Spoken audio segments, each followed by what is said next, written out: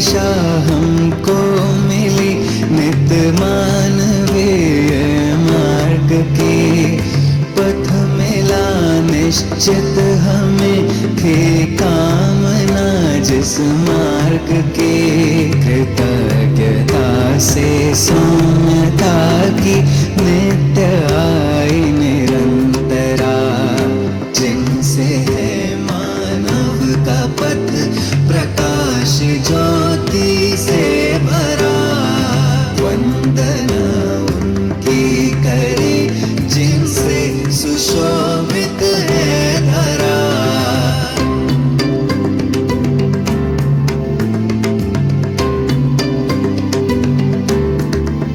जिनका है चिंतन शुभ यही, कैसे हो मानव सुखमयी, प्रेरणा से जिनकी है मानव का जीवन सुखमयी, श्रद्धा समर्पित जिनसे आए मानवीय परंपरा, जिनसे है मानव का पथ प्रकाश ज्योति से भरा, वंदना उनकी करे जिनसे सुशोभित है धरा।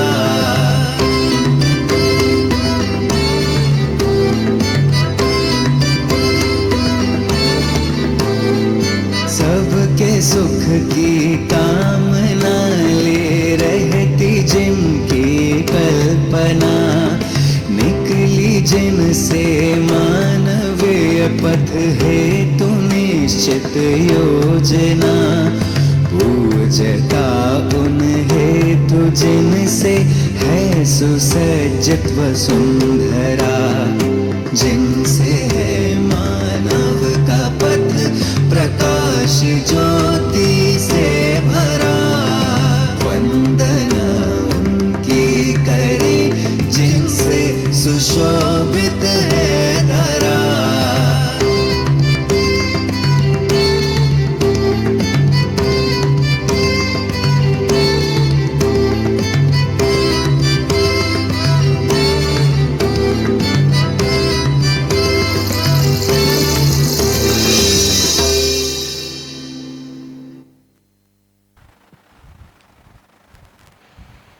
तो वंदना उनकी करे जिससे सुशोभित है धरा। તો અહીંયા જ્ઞાનની વંદનાની જ વાત છે, અને જ્ઞાનથી સુશોભિત થાય ધરા. તો જેના જેના તરફથી જ્ઞાન મળ્યું,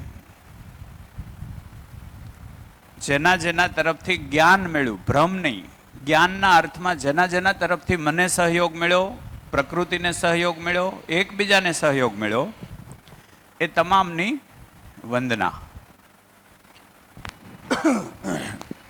સરસ આ ગીત બનેલું છે. જ્યાંથી કોઈ આ વસુંધરા છે, ધરતી સ્વર્ગ બની જાય એવી કામના છે, એ કામના ચરિતાર્થ થાય એવો માર્ગ જ્યાંથી મળે એની વંદના. એટલે ખૂબ જાગૃતિપૂર્વક, વ્યક્તિવાદી ગીત નથી. અને એટલે જ એ નાગરાજજીએ માનવ વ્યવહાર દર્શનમાં પહેલું જ ચેપ્ટર છે, એમાં કૃતજ્ઞતા, પહેલા જ ખંડ અધ્યાયની અંદર કૃતજ્ઞતાની જ વાત છે કે આ ધરતી ઉપરથી જેણે જેણે જાગૃતિના અર્થમાં કામ કર્યું છે એવા તમામ સ્ત્રોત છે, એના પ્રત્યે કૃતજ્ઞતા છે. એ નાગરાજજી સુધીની યાત્રા અચાનક નથી ઘટિત થતી, એ ક્રમિક છે. કેટલી શરીર યાત્રા એણે તે એમાં નાખી હશે, કેટલાયની શરીર યાત્રાના કન્ક્લુઝનનો એના ઉપર પ્રક્ષેપણ થયું હશે, ત્યારે કોઈ એવી વાત છે એ પ્રસ્ફુરિત થવા માટે, પ્રગટ થવા માટે ની તૈયારી બને એમ. એટલે એવા તમામ વ્યક્તિઓ કે જે આ સમાજનું, આ પ્રકૃતિનું, સમગ્ર માનવજાતનું કોઈ સાર્વભૌમ વ્યવસ્થાના અર્થમાં એની પાસે કોઈ નિશ્ચિત કલ્પના છે, કોઈ માર્ગ છે. આપણે ત્યાં વસુધૈવ કુટુંબકમ એવો શબ્દ છે, તો એમને એમ લખ્યો હશે કોઈએ કે એને આખી કલ્પના થઈ ગઈ હશે? એને હિન્દુ મુસ્લિમ દેખાણા હશે, ખ્રિસ્તી ઈસાઈ દેખાણા હશે, કે માનવ જ દેખાયો હશે? આ શબ્દ લગભગ કેટલા વર્ષથી છે આપણી પાસે? હજારો વર્ષથી. એનો મતલબ શું થયો? જે પણ વ્યક્તિએ વસુંધરા એક કુટુંબ બની જાય, વસુધૈવ કુટુંબકમ, અને વસુ એટલે ધરતી, વસુ એટલે ધરતી જ થાય ને? હા, તો આખી ધરતી એક ફેમિલી. આ કોઈ નાની કલ્પના છે? તો એ વ્યક્તિને દેખાયું હશે ને કે માણસ એક છે. આપણે જે બ્રહ્મા છીએ કે એની જાતિ હોય, એની જ્ઞાતિ હોય, એ બ્રહ્મ જીવનને એને ઓળખી લીધું હશે, તો એના અર્થમાં તો એને એ જ દેખાયું કે નહીં, માણસ એક છે. એટલે એને એ શબ્દ આપ્યો વસુધૈવ કુટુંબકમ. તો વસુધૈવ કુટુંબકમને આપણે પારખી શક્યા કે નથી પારખી શક્યા? એ અત્યાર સુધી તો શબ્દ દેખાતો હતો. અહીંયા માનવ વ્યવહાર દર્શન અને પછી આવર્તનશીલ અર્થશાસ્ત્ર, જનવાદ અને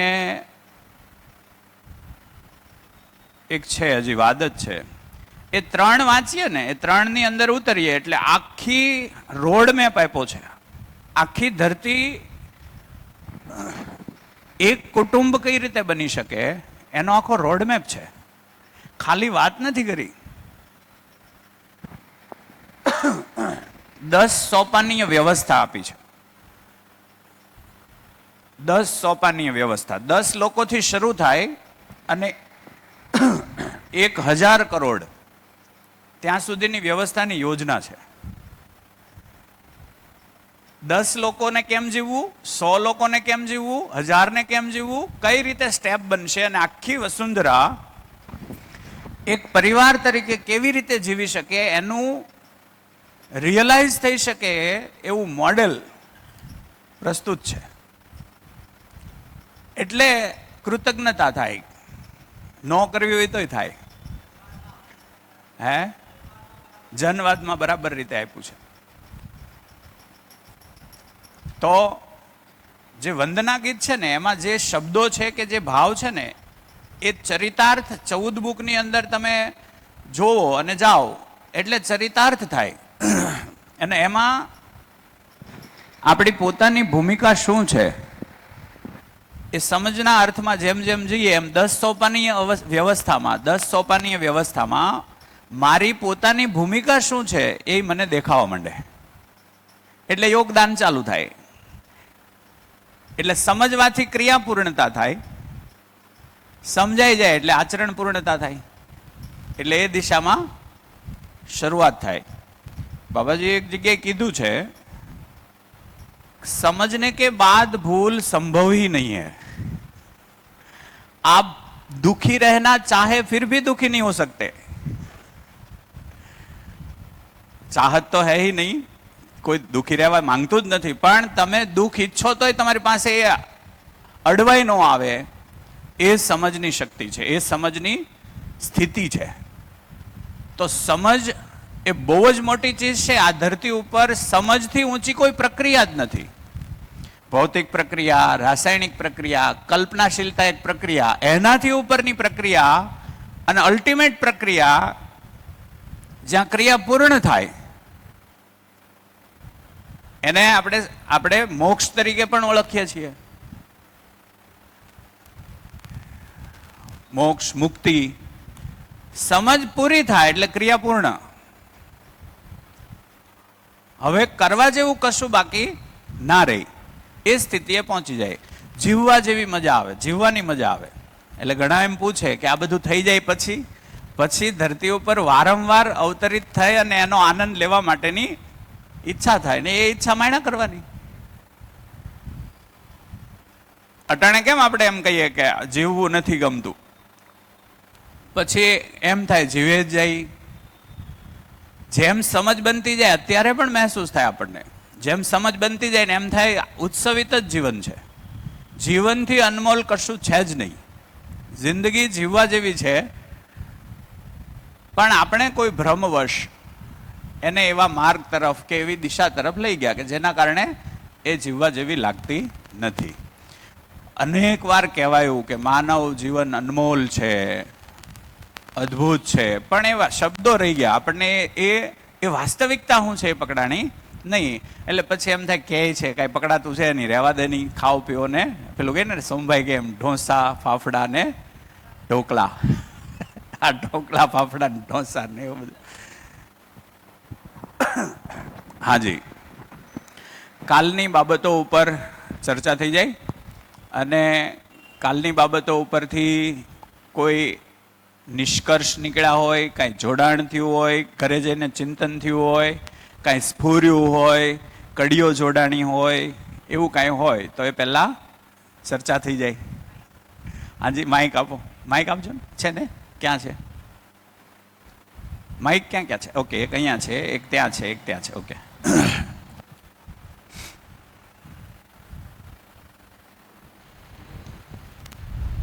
કંઈ કહેવું હોય?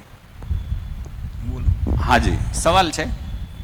સવાલ છે. ઓકે, તો પહેલા સત્યાપન લઈ લઈએ, હા ને, પછી સવાલો ઉપર જઈએ. પહેલા નિષ્કર્ષો શું નીકળ્યા? કાલના આખી ચર્ચાના નિષ્કર્ષો શું નીકળ્યા? કોઈ વાત તમે હતા ત્યાં છીએ આપણે, કે આપણે એનાથી કોઈ એક અપ લેવલ સુધી પહોંચ્યા? કાલની 5-7 કલાક કે 8 કલાક આપણી જે ચર્ચા થઈ એનાથી જાગૃતિના અર્થમાં કોઈ પ્રકારની ચમકારો, વીજળીનો ચમકારો ક્યાંય થયો છે કે નથી થયો, એને આપણે પહેલા તપાસી લઈએ. ઠીક છે ને? જી,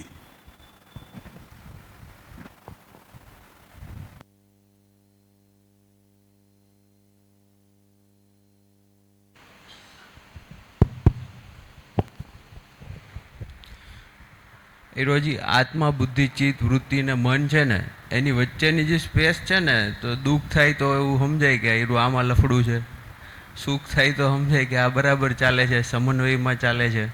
એટલે એ ચિંતન થાય કે વૃત્તિ શાંતિ હોય કે એવું હોય, તો એવું થાય કે વૃત્તિ અને ચિત્તની વચ્ચે કંઈક હાલે છે. તો એ ક્રિયાઓને થોડી મહેસૂસ કરવાનો મોકો મળ્યો. Okay, good. હાજી,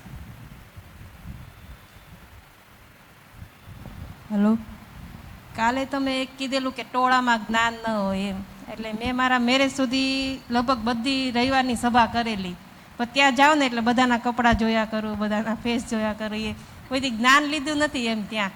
એટલે મનમાં એક સવાલ તો હતો કે અહીંયા આવે છે શું લેવા બધા, પણ બધા એમ કહેતા કે સભામાં જઈએ તો મોક્ષ મળી જાય, કે મોક્ષની નહોતી ખબર, બધા જાય એટલે જતા હતા એમ. પણ એ વસ્તુ ગમી કે જ્ઞાન થોડાક લોકોમાં ક્લાસવાળું વસ્તુ ગમી કે ક્લાસમાં થોડાક જ વિદ્યાર્થી હોય તો જ જ્ઞાન મળે. એક આરે ટોળું હોય તો એમાં જ્ઞાન ન હોય, ખાલી વાતો જ જાય ત્યાં. ને કા સંવેદનશીલતા અને સજ્ઞાનશીલતા, એ એક સોમભાઈએ બહુ સારું ઉદાહરણ આપ્યું હતું કે એણે કોઈ રિક્ષાવાળાની હેલ્પ કરી ને રિક્ષા આપી દીધી એને, તો એની ઘરવાળી થોડાક ટાઈમ પછી એની પાસે આવી કે તમે હું લાવીને રિક્ષાના હપ્તા ભરવા દીધા હોત તો એમ, એની જગ્યાએ દારૂ પીવા માંડ્યો, જે પૈસા વધે એનું. એટલે સેવા ક્યાં કરવી ને કઈ રીતે કરવી ને એ પણ ખાસ જોવા જેવું છે. બહુ સરસ, સાચું. ક્યાં પૈસા આપવા? કોઈ એવી જગ્યાએ પૈસા અપાઈ જાય કે જે પૈસાનો એ ટ્રસ્ટીઓ દુરુપયોગ કરે, તો પછી આપ્યા પછી આપતા હોય ત્યારે ખૂબ ખુશીથી આપ્યું હોય, પછી ખબર પડે કે ત્યાં આ પૈસાનો દુરુપયોગ થઈ રહ્યો છે, તો પછી અફસોસ થાય. તો અફસોસ માટે તો આપ્યું નહોતું, એક દાન મેં નિરંતર ખુશ થવા માટે આપ્યું હતું ને એ જ દાન છે ને મને અફસોસ કરાવ્યો. તો દાન ક્યાં કરવું એ પણ સંજ્ઞાનશીલતા વગર સંભવ જ નથી. એટલે દર્શનના અર્થમાં જોઈએ તો સાર્થકતા તપાસ કરવી. સાર્થક એક જ વસ્તુ છે, જાગૃતિ થાય, માણસ સમજદાર બને, એના અર્થમાં વાપરેલું ધન ક્યારેય અફસોસ નહીં કરાવે. તો એક વ્યક્તિને જ્ઞાન પહેલા અપાય કે પૈસા પહેલા આપી દેવાય? જ્ઞાન પહેલા મળવું જોઈએ. એટલે જ બાળકની ભણવાની પ્રક્રિયા છે પહેલા. પણ ભણવાની પ્રક્રિયામાં આપણે શું નાખી દીધું? માર્ક્સના આધારે શું આપી દીધું? પૈસા. આ હું કામ તારે કરવાનું? પૈસા હાટું. એટલે જોડાણ જ આખો, છેડો જ આખો ઊંધો જોડી દીધો. એવું ખરું કે નહીં? તો પહેલા એનામાં વિવેક જાગે, જ્ઞાનથી વિવેક આવે, વિવેકથી વસ્તુનો સદુપયોગ થાય. અજ્ઞાનથી અવિવેક રહે, અવિવેકથી વસ્તુ સાથે દુરુપયોગ થાય. વસ્તુ સાથે દુરુપયોગ, વ્યક્તિઓ સાથે દુરુપયોગ. તો જ્ઞાનના અર્થમાં કાંઈ મેં ઇન્વેસ્ટમેન્ટ કર્યું, એ મારા તનનું હોય. અહીંયા અર્થ એટલે 3 વસ્તુ કીધી છે. અર્થનો મતલબ તન એ અર્થ છે, ધન પણ અર્થ છે, મન પણ અર્થ છે. તન, મન અને ધન એ ત્રણેય અર્થ છે. અર્થ શબ્દ છે એને મતલબ એવો છે કે સાર્થક કે નિરર્થક, સઅર્થ, ઉપયોગિતાના અર્થમાં કંઈક લગાવવું તો સાર્થક, સઅર્થ. તો તન, મન, ધનને મેં અર્થસભર રીતે ઇન્વેસ્ટ કર્યું. નિરર્થક, અર્થ વગરનું છે. તો અર્થ વગરનું ઇન્વેસ્ટમેન્ટ, તનનું હોય, મનનું હોય કે ધનનું હોય, એ સામેવાળાને થાક આપશે, સ્વયંને પણ થાક જ આપશે. શરૂમાં સારું લાગે એવું થાય, અને શરૂમાં સારું લાગે એટલે વારંવાર મધ્યસ્થ દર્શનમાં એ સતત પ્રસ્તાવ છે. દોટ નથી મૂકવાની, પચતું જાય એમ થતું જશે. કોઈ અફેક્શનમાં નથી આવી જવાનું, અટ્રેક્શનમાં નથી આવી જવાનું. સહજતાપૂર્વક જેટલું થાય એટલું કરી જાઓ. હા, ગતિ બનાવો. જ્યાં જ્યાં આવી વાતચીત ચાલે છે ત્યાં જઈને બેસો, જુઓ, જે થવાની ઘટનાઓ હાથે ઘટિત થશે જ. સાર્થક હશે તો રહેશું, નિરર્થક હશે તો એક સમય છૂટી જ જાઓ. નિરર્થક હશે, આ ઘટના તે નિરર્થક હશે તો એ જોડી રાખવા સંભવ નથી. 10 વર્ષ, 15 વર્ષ, 25 વર્ષ, 50 વર્ષ એટલે અંત. તમે જોઈ લો, દરેક સંપ્રદાયના દાયકા આવે, દાયકો આવે, દસકો, અને સત્તાધારનો દસકો ચાલતો હોય, પરબનો દસકો ચાલતો હોય. તો સાર્થકતાના અર્થમાં જેટલું હશે એટલું. એક સમયે સમજી લો, માહોલ બનાવીને હાઈપ કરી દીધો, પછી સાર્થક નહીં હોય ને તો પાછું ને આવીને જ ઊભું રહે જ્યાં હોવું જોઈએ. હો, અસ્તિત્વની યોજનાઓ છે યાર, ગજબ યોજનાઓ છે. જેને મેં આજ બહુ મહત્વનું માની લીધું છે, એ એટલું મહત્વનું નહીં હોય તો એ મેં મહત્વનું માની લીધું છે, એના કારણે અપેક્ષા તો પૂરી નહીં જ થાય, એટલે અકસ્માત થશે. અકસ્માત થાય, અકસ્માત થવું એટલે ધારેલું ન થવું, એને અકસ્માત કહીએ આપણે. કોઈ ગાડી ભટકાઈ જવાની વાત નથી. ધારેલું ન થવું, મારી ઈચ્છિત પરિણામ ન આવવું. ઈચ્છિત પરિણામ ન આવે એટલે તરત જ પેલી જે માની લીધું હોય ને કે આ બહુ જ અગત્યનું છે, એ નીચું આવે. એકાદ એક્ઝામ્પલથી લઈએ. કોઈ છોકરો કોઈ છોકરીના પ્રેમમાં પડે, અને પછી એને એ બેયને એકબીજામાં જ એને આખી દુનિયા દેખાવા માંડે કે આના વગર હું નહીં ને મારા વગર એ નહીં, જીવશું તો અમે સાથે જ જીવશું. એ તલમાં આવી જાય.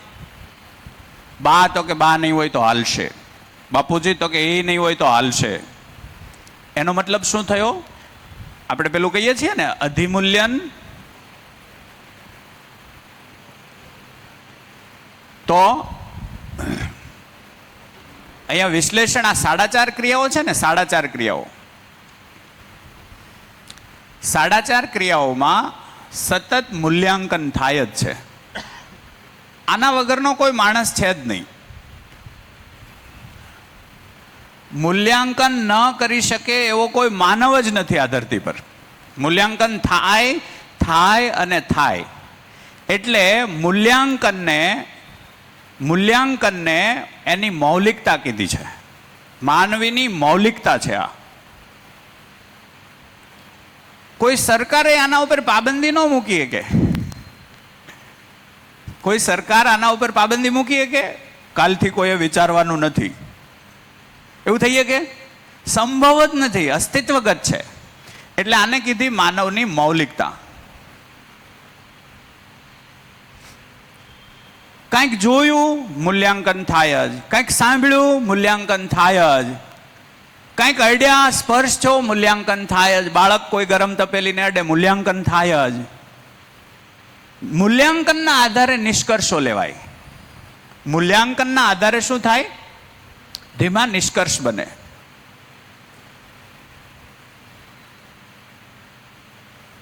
ઠીક છે ને? એ નિષ્કર્ષના આધારે જે મૂલ્યાંકન કર્યું, જે વસ્તુનું મૂલ્યાંકન થયું, એ આ 4માંથી એક ભાગમાં રહેશે. 4.5 ક્રિયામાં વસ્તુનું, વ્યક્તિનું, સ્થિતિનું મૂલ્યાંકન થયા જ કરે. તમે એસટી બસમાં પહેલી વાર બેઠા, મૂલ્યાંકન થાય, મજા આવી કે ન આવી. બીજે ક્યાંય બેઠા નથી, એક જ ડેટા છે એસટી બસનો, એટલે એ પ્રમાણે મૂલ્યાંકન થશે. પછી સમજી લો કે વોલ્વોમાં બેઠા, મૂલ્યાંકન ડબલ થશે. વાત પહોંચે છે ને? એ મૂલ્યાંકન હવે કમ્પેરેટિવ હશે. કમ્પેરેટિવ હશે મતલબ તુલન આધારિત મૂલ્યાંકન થશે. હવે કોઈ મારી પાસે 2 સ્ત્રોત આવી ગયા ટ્રાવેલિંગ કરવાના. ત્યાર પછી ટ્રેનમાં બેઠા, ટ્રેનનું ચયન થયું, ટ્રેનનું આસ્વાદન લીધું, ટ્રેનનું તુલન થાય, વિશ્લેષણ થાય અને ચિત્રણ બને. બધા ચિત્રણ હશે કે નહીં સાથે? અને એટલે આ છે ને, ચિત્ત છે ને, આપણો ચિત્રગુપ્ત છે. ચિત્ત છે એ આપણો ચિત્રગુપ્ત છે. વિધાતા લેખ નથી લખતી, આપણે જ આપણા લેખ લખીએ છીએ. અહીંયા લેખ લખાય છે. લેખ લખાય એટલે ચિત્તની અંદર જીવન બન્યું ત્યારથી આજ સુધીનું બધા જ ચિત્રણ છે. અમુક આપણને ધ્યાનમાં આવે એટલે તરત બહાર નીકળે. તમે સ્ટોરેજ જુઓ, ચિત્તની અંદર જીવન જે દિવસથી બન્યું એથી માંડીને આજ સુધીના તમામ ચિત્રણો છે. જેમ કે અત્યારે બધાનું ધ્યાન અહીંયા છે. હું તમને એમ કહું કે તમે ફરવા ગયેલા એમાંની કોઈ એક બેસ્ટ મુમેન્ટ યાદ કરો. તરત ચિત્રણમાં મૂલ્યાંકન થઈને એમાંથી એક બેસ્ટ મુમેન્ટ બહાર કાઢશે. એનો મતલબ ત્યાં છે જ. એનો મતલબ ત્યાં છે જ. ધ્યાન જાય ત્યારે યાદ આવે, સ્મરણમાં આવે. મતલબ એવો છે કે મને બધું યાદ છે જ, મારું ધ્યાન છે. હવે એમાં ને એમાં હું તમને એમ કહું કે એ જ ટ્રીપની અંદર વધુ વિશ્લેષણ કરો, બીજું હું યાદ છે તો તરત પાછું આવશે. પહેલા એક મુમેન્ટ યાદ આવે, પછી સાયકલ ચાલુ થાય, ત્યાંથી વીખવાનું ચાલુ કરે. આવું થાય છે કે નથી થતું? આવું થાય. આનો અર્થ શું થયો? અંદર બધું જ છે. ઘણીવાર જોજો, ઘણીવાર આપણે ફરવા ગયા હોય કે કંઈક ઘટનામાં હોય ને 2 જણ હોય, પછી એકને યાદ કરાવે, યાદ કર પેલું આપણે આમ કર્યું હતું, તેમ કર્યું હતું. તો ત્યારે એને આવે જ નહીં, આવે જ નહીં, આવે જ નહીં. પછી 2 છૂટા પડે, સાંજે ફોન આવે કે હા પેલું તું કહેતો તો યાદ આવી ગયું. તો ઘણીવાર ડેટા છે એવી સ્થિતિમાં હોય કે જે મેં એને મહત્વનો ન માન્યો હોય, એટલો મહત્વનો ન માન્યો હોય, ડેટા તો હોય જ. હાજી, સ્લો હાલતું હોય. એટલે એને આપણે એ રીતે જોઈએ. હું જેને મૂલ્યાંકનમાં શ્રેષ્ઠ માનું ને, મૂલ્યાંકન આધારિત હું જે વસ્તુને શ્રેષ્ઠ માનું એ ઉપરના ભાગ ઉપર રહે, સ્મરણના ઉપરના ભાગ ઉપર રહે, એ તરત રિકોલ થાય. જેમ કે ઋષિકેશ ફરવા ગયા, ફોર એક્ઝામ્પલ, મેં રિવર રાફ્ટિંગને મહત્વનું માન્યું તો એ મને યાદ રહેશે. તમે ધ્યાનને મહત્વનું માન્યું તો તમે ધ્યાનમાં બેઠા એ તમને યાદ રહેશે. રિવર રાફ્ટિંગ ગૌણ થઈ જશે. વાત પહોંચે છે? આવું જ થાય ને બધામાં. જેને મહત્વનું માનીને બેઠો હોય એ પ્રમાણે એને એ સ્મરણો રહે. તમે સ્પિરિચ્યુઅલ અર્થથી ઋષિકેશ ગયા છો તો સ્પિરિચ્યુઅલ અર્થમાં તમને જે જણકાર થયો હોય, પ્રતીતિ, અનુભૂતિ, ભાસ, આભાસ કાંઈ પણ થયું હોય, હે ને, આ 4 શબ્દ બોલીએ ને ત્યારે આ ભાગ છે ને એ ભાસનો છે. અહીંયા ભાસ થાય, અહીંયા આભાસ થાય, અહીંયા પ્રતીતિ થાય. એટલે આ કન્ફર્મેશન વાળું છે, સચ્ચાઈની એકદમ નજીક છીએ. અને આ છે ને એને અનુભૂતિ કીધી છે. આ કન્ફર્મેશન છે. એમાં પછી પેલું આપણે ગુજરાતીમાં કહીએ ને લોઢામાં લીટો, એમાં પછી ફેર ન પડે. એટલે ભાસ, આભાસ, પ્રતીતિ. પ્રતીતિ સાક્ષાત્કાર છે, ચિત્તનો જ ભાગ છે. અને આ બેયનું તૃપ્તિ બિંદુ પ્રતીતિ છે. મન વૃત્તિનો લય ભાસ, વૃત્તિ ચિત્ત વચ્ચેનું તૃપ્તિ બિંદુ આભાસ, ચિત્ત બુદ્ધિ વચ્ચેનું તૃપ્તિ બિંદુ પ્રતીતિ, અને બુદ્ધિ અને આત્મા વચ્ચે જે હા થઈ, આજ એ તૃપ્તિ બિંદુ છે. નિષ્કર્ષમાં ફાઇનલાઇઝેશન થઈ ગયું, એ છે અનુભૂતિ. હે? તો તૃપ્તિનો ભાગ છે. જેમ જેમ આ તૃપ્તિનું સ્તર અપ થાય એમ એમ જિંદગી ભરાતી જાય. અહીંયા પોગે એટલે જિંદગી વહેવા માંડે, છલકાતી જાય. અને છલકાય એ બીજા પણ એનો રસપાન કરે. એટલે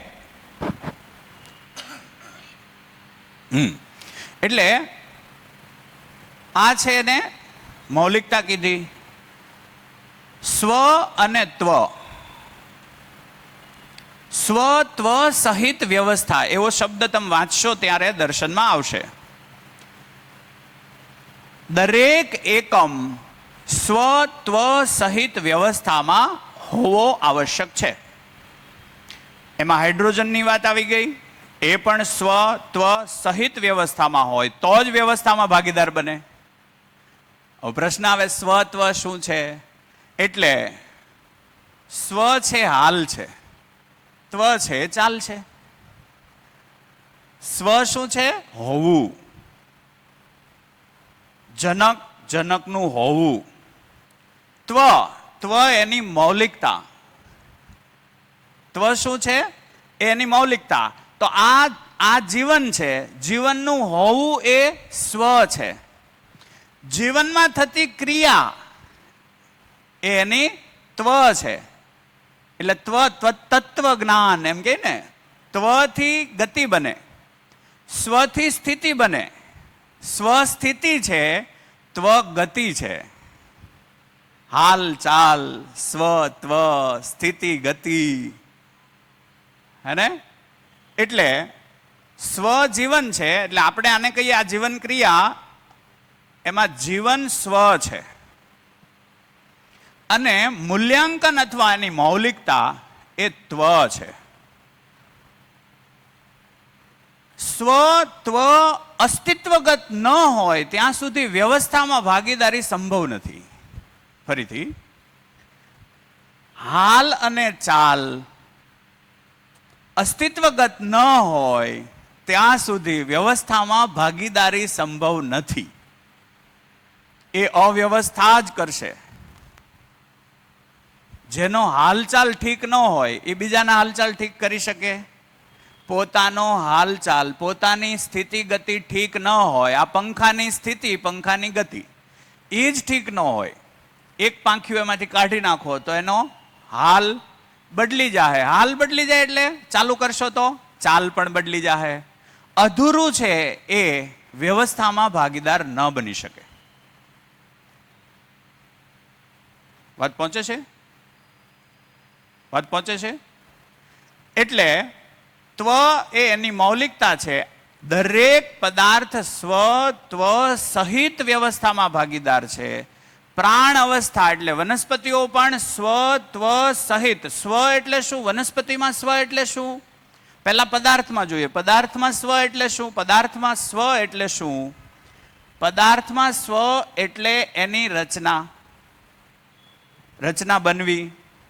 ઠીક છે ને? રચના બની જાય એ સ્વ છે. પછી એ રચના ભાગીદાર બને એ એનું ત્વ છે. પાણી બનવું એ સ્વ છે, બની રહેવું એ સ્વ છે. અને મધ્યસ્થમાં જ વ્યવસ્થામાં એ ભાગીદાર બનશે. જેમ કે શાક, આપણે સાદા ઉદાહરણો જોઈએ. શાક બનતું હોય ત્યારે ખવાય કે બન્યા પછી ખવાય? હાજી, બન્યા પછી ખવાય. બનતું હોય ત્યારે બટકા ભરવા માંડો તો એ અવ્યવસ્થા કરશે કે વ્યવસ્થા? તો સમ સ્થિતિ છે. શાક બને છે એ કઈ સ્થિતિ છે? સમ છે, બનવું. બની ગયા પછી ખવાય. બની ગયા પછી ખાવાનો એક ચોક્કસ ગાળો હશે કે ગમે ત્યારે ખાઈ શકશો? ચોક્કસ ગાળો. મધ્યસ્થ સ્થિતિમાં જ ખવાય. હળી ગયા પછી ખવાય નહીં. મધ્યસ્થ સ્થિતિ વ્યવસ્થાના અર્થમાં છે. એ વાત પોગે છે. હવે શાક બનવું, શાક બની રહેવું, શાકનું હળવું, એમાં એ મારામાં વ્યવસ્થા ક્યારે ઊભી કરશે? ક્યારે હું એને ઉપયોગમાં લઈશ તો વ્યવસ્થા કરશે? મધ્યસ્થ સ્થિતિમાં. હળતું હશે તો એ ખાઈશ તો એ અવ્યવસ્થા ઊભી કરશે. હવે ધીમે ધીમે ખ્યાલ આવે છે, દરેક પદાર્થ સ્વત્વ સહિત ઉપરની વ્યવસ્થામાં ભાગીદાર બને. સ્વત્વ સહિત ઉપરની વ્યવસ્થામાં ભાગીદાર બને, યાની કે જેનું સ્વ ઠીક થઈ જાય, હાલ ઠીક થઈ જાય, સ્થિતિ ઠીક થઈ જાય, સ્વભાવ ગતિમાં આવી જાય, મધ્યસ્થ બની જાય, એની ચાલ મધ્યસ્થ જ હશે, ભાવપૂર્ણ હશે, વિચારોમાં લય જ હશે, અપ્રભાવિત સ્થિતિમાં હશે, ખોટા પ્રભાવમાં નહીં હોય ક્યાંય. એ સ્થિતિ છે. જેમ કે હું જ મને આમાં જોઉં તો હું આના પહેલાંય માઇકથી બોલતો હતો. 50,000 લોકો હોય, મોરારી બાપુની કથા સહિત બધું હેન્ડલ કર્યું છે. તો હું મને હવે જોઉં ને તો એ મારી અધિમૂલ્યનવાળી અવસ્થા હતી. એટલે મેં અનેકને નુકસાન પહોંચાડ્યું. મને જ ખબર ન હોય એવી વાતો કરી કરીને મેં અનેક લોકોને ભ્રમમાં નાખ્યા. એ મને પ્રતીત થાય છે. હવે હું મારા જૂના વિડીયો હું નહીં, મારી પાસે સમજેલા ભણેલા અમારા વિદ્યાર્થીઓ જોઈએ ને તો એમ કે સાહેબ તમે પહેલા કેવું બોલતા ને હવે કેવું કરો છો. તો હું પૂછું એને, પહેલા સારું કરતો ઘટાડે તો પહેલા તો કેવો ભ્રમ વાંચ્યો. એટલો બધો નહોતો પણ હતો. એક્સ્ટ્રીમ લેવલ નહોતું પણ હતું. અને શરીર પકડાણું હોય ખાલી ત્યાં સુધી શું થાય? શરીરને જીવન માનીને જીવે જતા હોય. એટલે બીજાને પણ આપણે શું સમજાવશું? તમે શરીર છો, આ જિંદગી એવડી જ છે, ભોગવી લો, મરી ગયા પછી કોને ખબર? એવી રીતે આપણે સમજાવતા હોઈએ. એટલે મરી ગયા પછી કોને ખબર? તો પ્રદૂષણ કરીને જાઓ, એમાં કઈ વાંધો નથી. હવે ધીમે ધીમે ખબર પડી કે પાછું આપણે જ આવવાનું છે. પાછું કોને આવવાનું છે ભાઈ? આપણે જ આવવાનું છે, ફિક્સ છે. આમાં કોઈ આમાં પૂર પેલું છે જ નહીં. તો મારે બગાડીને જવાનું, પાછું આવીને વ્યવસ્થા તો મારે જ કરવાની છે. એટલે થૂકેલું મારે જ ચાટવાનું છે, એ ફિક્સ થઈ ગયું. તો હવે થૂકવામાં ધ્યાન રહે. સમજ બહુ મોટી ચીજ છે. સમજ બહુ મોટી ચીજ છે. એક માણસ એક સમયે એક તલ ઉપર હતો કે કમસે કમ હું મારા બાળકોને સારું ભવિષ્ય આપું, એટલે સુધી વિચારતો હતો. ધીમે ધીમે એ વિચાર નાબૂદ થયો. હા કે ના? તેલ લેવા ગયું, ભાડમાં જાય, એ કરવું છે એમ કરશે, આપણે જીવી લ્યો, એવું મહેસૂસ કરતા થયા આપણે. એનું થાય, ઈશ્વરે લખ્યું છે એ થાય, એવું આપણે કહીને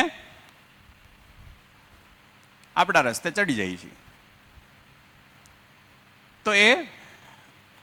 તો એ જીવન વ્યવસ્થાના અર્થમાં છે એમ કહેવાય નહીં. કેમ કે એ એનું સ્વ પણ નથી ઓળખ્યો, એ એનું ત્વ પણ નથી ઓળખ્યો. આ ક્રિયા થાય જ એટલે નિષ્કર્ષો બને. નિષ્કર્ષોમાં આ ક્રિયાઓ ચાલતી જ રહે, એમાં અધિમૂલ્યન થાય. દરેક વસ્તુનું મૂલ્ય હોય. આ વાત થઈ હતી ને, કિંમત અને મૂલ્ય. વાત થઈ હતી ને, કિંમત અને મૂલ્ય. ક્યારે વાત થઈ હતી? સોમભાઈ વખતે. બટાકાની કિંમત, બટાકાનું મૂલ્ય. યાદ છે? હે? આ પેનની કિંમત, પેનનું મૂલ્ય. આ પેનથી જ્ઞાન પણ લખી શકાય, આ પેનથી ગાળો પણ શીખવી શકાય, આ પેનથી આતંકવાદી પણ બનાવી શકાય, આ પેનથી માનવ પણ બનાવી શકાય. વાત પહોંચે છે? આતંકવાદીને આમ જ ટ્રેનિંગ નહીં આપતા હોય? હા કે ના? હા, ટ્રેનિંગ તો આમ જ અપાય. તો આ પેન જ કરે ને, તો પેનનું ત્વ સ્વ છે જ. પણ એને વાપરવા વાળો કોણ છે? માનવ. બનાવી કોણે? માનવે. વાપરશે કોણ? માનવ. માનવનું સ્વત્વ ઠીક ન થાય ત્યાં સુધી આ સૃષ્ટિમાં એક પણનું સ્વ ઠીક નહીં થાય. ઠીક અવસ્થામાં રહેવા નહીં દઈએ.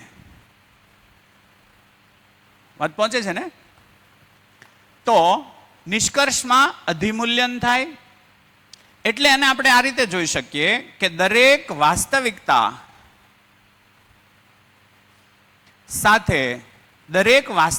સાથે એનું મૂલ્ય જોડાયેલું છે. દરેક વાસ્તવિકતા સાથે એનું મૂલ્યનો બીજો અર્થ થાય ઉપયોગિતા.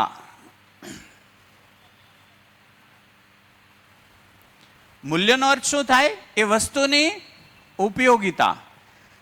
દરેક વાસ્તવિકતા એટલે શું? વસ્તુ. ખુરશીની ઉપયોગિતા. કાપડની ઉપયોગિતા. દરેક વસ્તુ સાથે એનું મૂલ્ય જોડાયેલું હોય. જેમ કે કપડું, તો કપડા નામની કોઈ વાસ્તવિકતા છે, એનું મૂલ્ય શું એ કેમ ખબર પડે? એનું મૂલ્ય શું? એની ઉપયોગિતા શું? બોલો માઇક લો. અહીંયા તે જોતા જાઓ, તુલન, વિશ્લેષણ, આસ્વાદન, ચયન બધું થશે. હાજી, ટ્રાય કરો. કોઈ કહેશે? હા. પાણી એક શબ્દ છે જી. હવે એનું મૂલ્ય આપણે મતલબ પાણી તો એક શબ્દ જ છે, પણ એ શબ્દનો અર્થ એનો મતલબ એવો થયો કે પાણી જેવી કોઈ વાસ્તવિકતા છે અસ્તિત્વમાં, અને એની ઉપયોગિતા આપણને તરસ લાગે ત્યારે એને જે રિક્વાયર્ડ એમાઉન્ટમાં આપણે પીએ એટલે આપણને એ તરસ બુજાઈ જાય. તો એનું વાસ્તવિકતામાં ભાગીદારી એ થઈ કે એક વસ્તુ છે, એનું કામ છે પ્યાસ બુજાવવાનું. એ માત્રા પ્રમાણે જ તમે પીવો તો એ તમારું પોષણ કરશે. એનો તમે ઉપભોગ કરશો, મતલબ વધારે એનું પેલું અતિરેક કરશો તો એ તમને નુકસાન કરશે. તો મૂલ્ય પરખાઈ જાય તો અપેક્ષા સ્થિર થઈ જાય કે અસ્થિર રહે? સ્થિર થઈ જાય. એ વસ્તુમાંથી મને શું મળશે એ સ્થિર થઈ જાય. એક કિસ્સો કહું તમને, પાણીની જ વાત કરી તો. અમે એક પ્રવાસમાં હતા, હું, લવજીભાઈ ને મારા એક મિત્ર ને બધા પ્રવાસમાં હતા. એટલે એક હોટેલમાં અમે ઉતર્યા તો એ હોટલની અંદર એક પાણીની બોટલ હતી, એકદમ ઊંચી કંપનીની બોટલ હતી, અને એ લગભગ 1.5 લીટર પાણી હશે, અને 90 રૂપિયાની કિંમત હતી. એટલે મારા એક મિત્ર છે, એણે મને કીધું, જનાક આને પાણી કહેવાય. રેડી? એટલે મેં એને પ્રશ્ન પૂછ્યો. મેં કીધું, તો નદીમાં વીવડો ગાળીને પીતા એને શું કહેવાય? નદીમાં વીવડો એટલે ખબર પડે ને? વીવડો ન ખબર પડે? અમે ભેંસ ચરાવવા જતા, હું જતો ભેંસ ચરાવવા જતા, તો ત્યારે પાણી હાથે લઈને જવાની જરૂર ન પડતી, કેમ કે નદીઓ વહેતી હોય. એટલે નદીનું કોઈ ખાબોચિયું કે આ તે ભર્યું હોય ને, એની બાજુમાં વેકરાનો પટ હોય ને, એમાં તમે ખાડો ગાળો ને એટલે ત્યાં પાણી આવે, એને વીરડો કહેવાય. એ પાણી પછી ઘડીક એમને પડ્યું રહેવા દો ને એટલે આસરી જાય. આસરી જવું એટલે ખ્યાલ આવશે ને? એનો કચરો બધો નીચે બેસી જશે અને ઉપર ચોખ્ખું પાણી રહે. પછી આપણે કેવો ગોઢલો કેમ પાણી પીતો હોય, ખોબે ભરીને પી શકાય. ખોબે ભરીને પીએ ને તો પાછો કળ ઉખડે. એટલે આમ હા, એ રીતે ગાય ભેંસ પીતી હોય ને એ રીતે આપણે સીધો હોઠ માંડીને પીતા, એને વીરડો કહે. તો મેં કીધું, એ શું હોય એમ? એટલે એ અટક્યા. એ પાણી જ હોય. તો મેં કીધું, આ પાણીનું અધિમૂલ્યન છે.